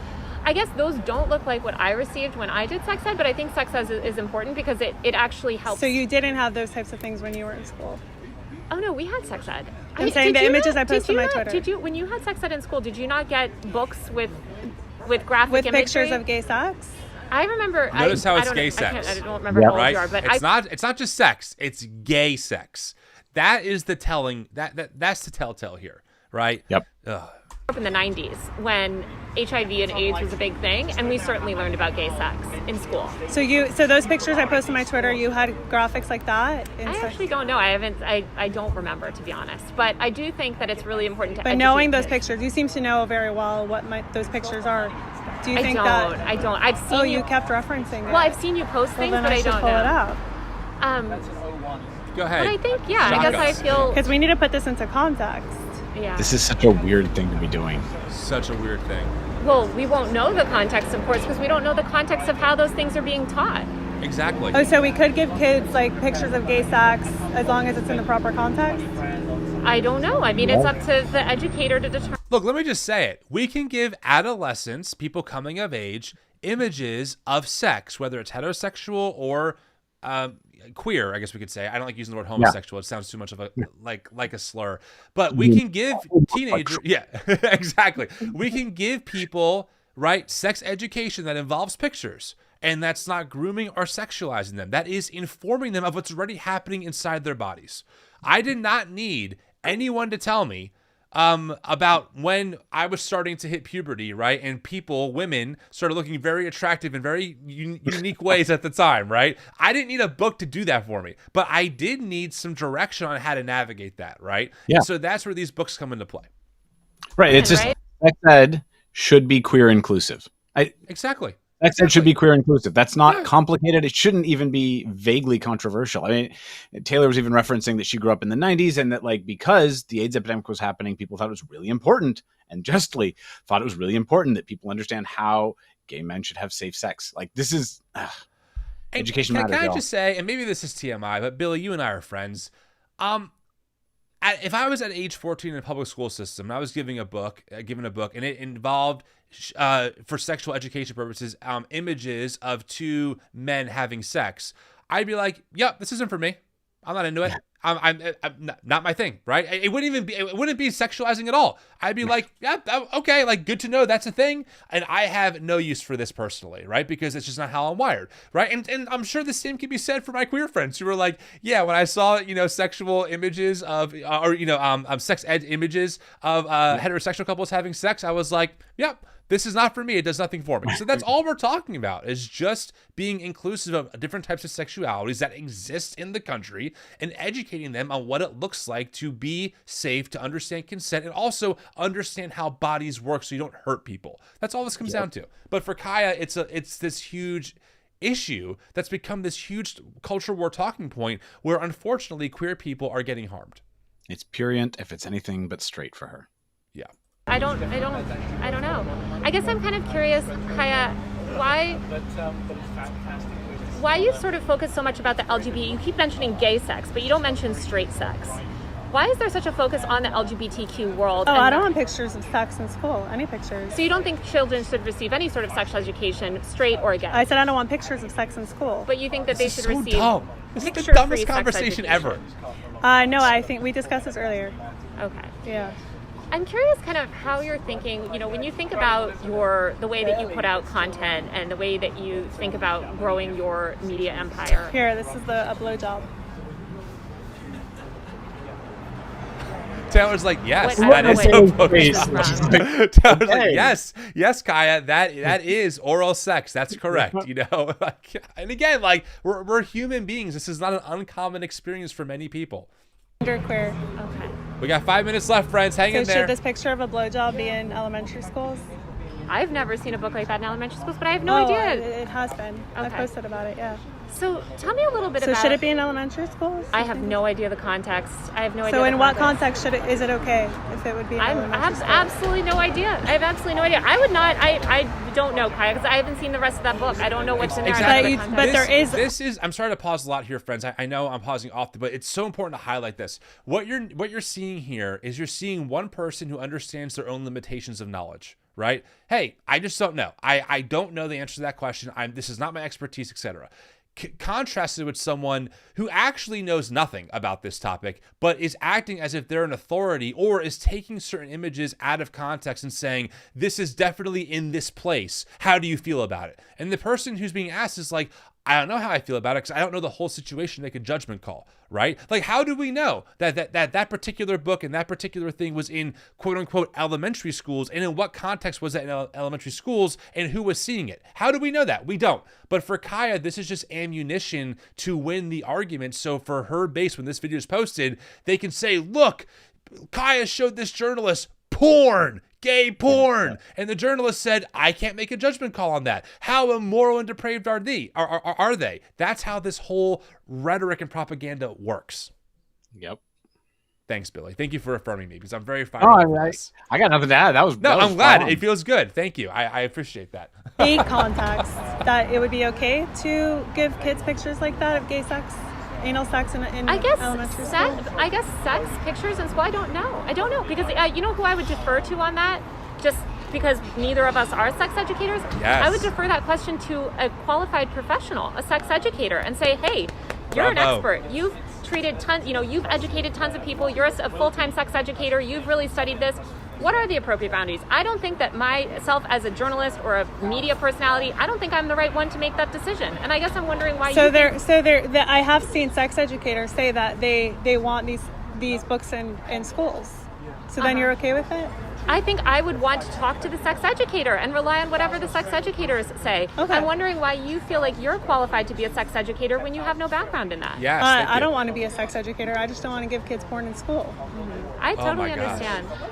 Tell me a little bit more about sort of, just to change topic, 4 minutes, about friends. your content world. You put out a lot. You've got a whole staff now. How do you see your business growing, and what areas would you like to expand into? I'm not going to get into my business strategy.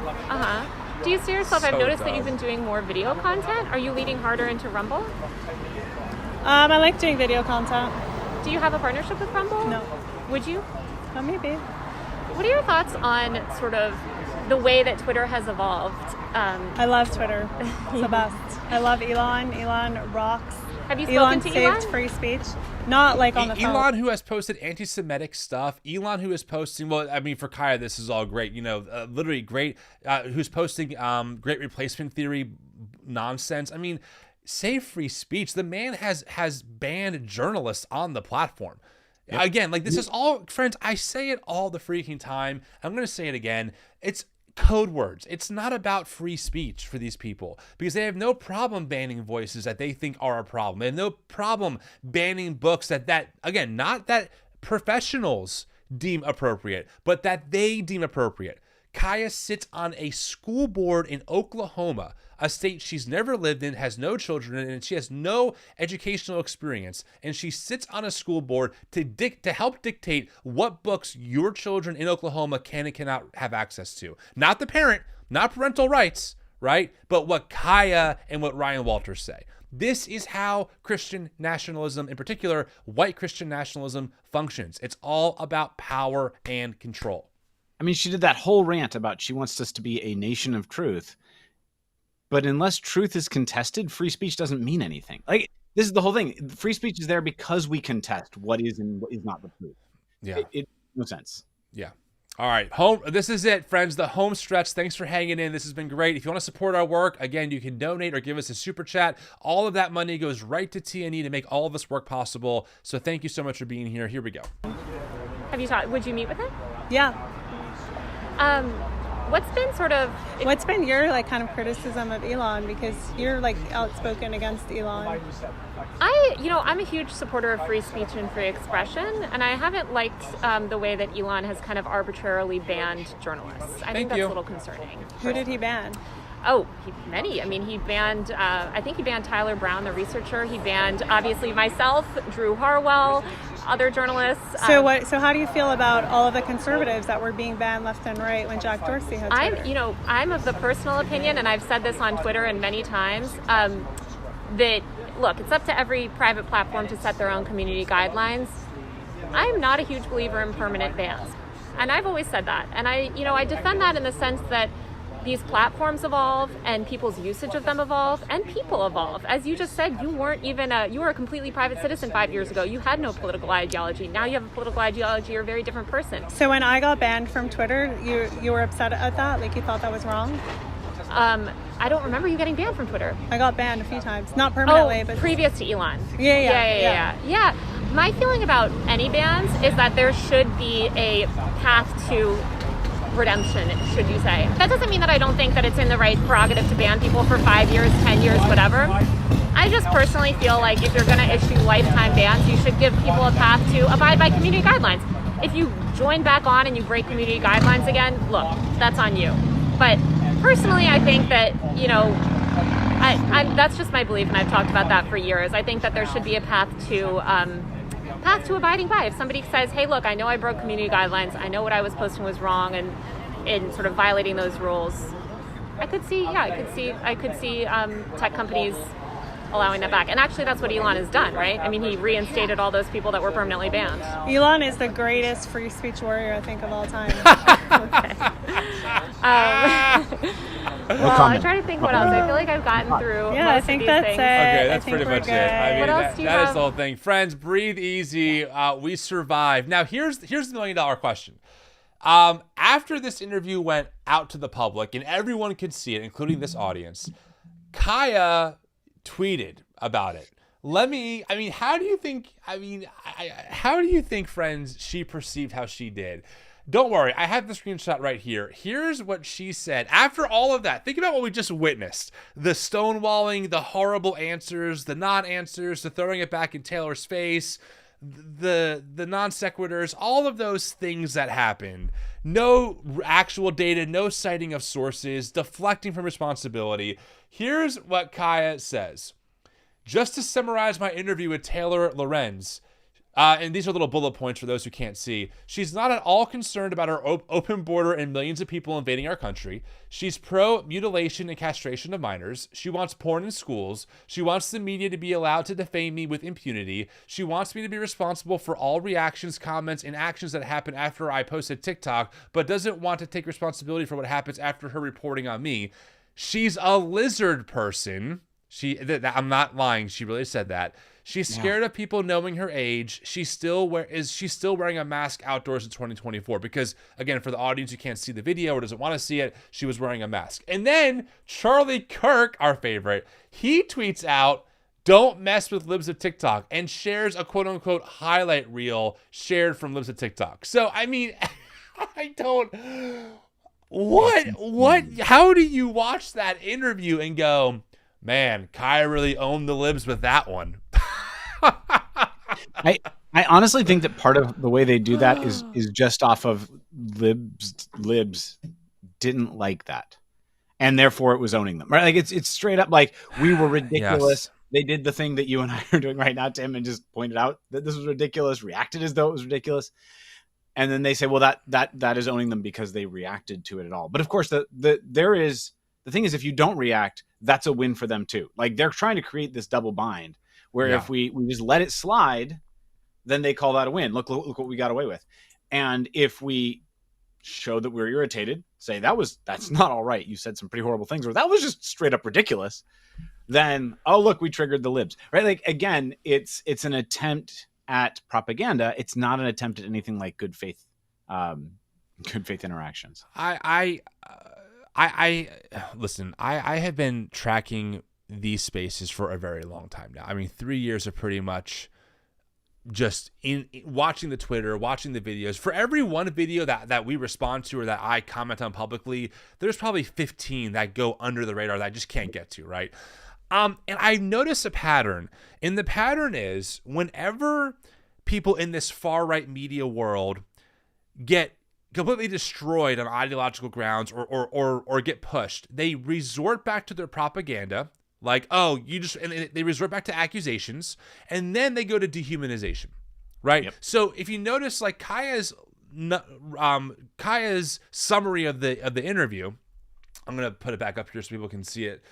It's not really about, like, here's the substance or here's the fact checking of when Kaia was wrong. It's all propaganda. She wants porn in schools. She never said that. In fact, she was very clear about the distinction. She's a lizard person. That's dehumanizing and conspiratorial, which, by the way, is anti-Semitic in nature. Just so, I mean, I don't think Kaia knows that, but the lizard person thing comes from, like, it's very linked to anti-Semitism. So it is...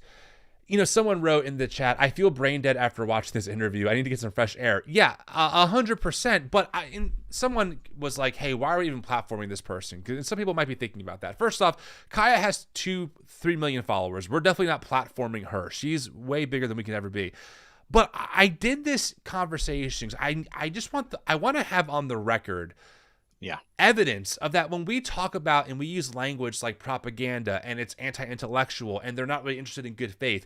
I have a hard copy of an actual interview between a journalist and someone who occupies the Matt Walsh, Charlie Kirk ethos and is supported by those types of people, right? This is what we're talking about here. This is not someone...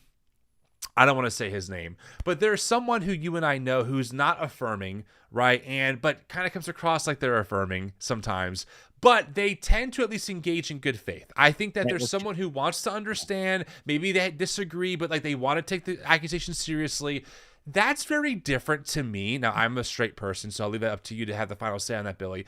But that's a very different kind of conversation and approach than what we just witnessed. Right, which is none of that and all of the propaganda to boot.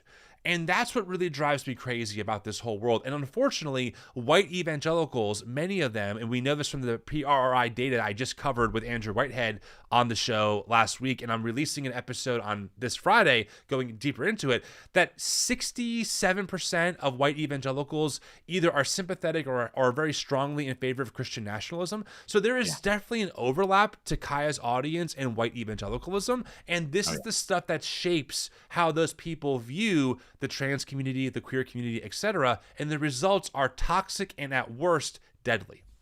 Right. I mean, and again, the connection is just obvious. She talked about the up until very recent collaboration with Seth Dillon of the Babylon Bee, like straight up Christian nationalism. Like they've worked hand in hand. And yeah, no, I don't know. They want us in this box where we can't respond to them, and also where we won't respond to them, and they need to be responded to. It just you have to respond. Yeah, I agree. Well, listen, Billy, you spent 2 hours with me. Audience, you've been here for 2 hours. Time flies when you're watching painful interviews. I'd rather get a root canal than watch that interview again. Maybe not. I'm not sure. I hate root canals, but you get my point. It's been great to have you on, of course, the show again, my friend. We will talk in the future. Friends, I appreciate you being here with us and hanging out and watching this.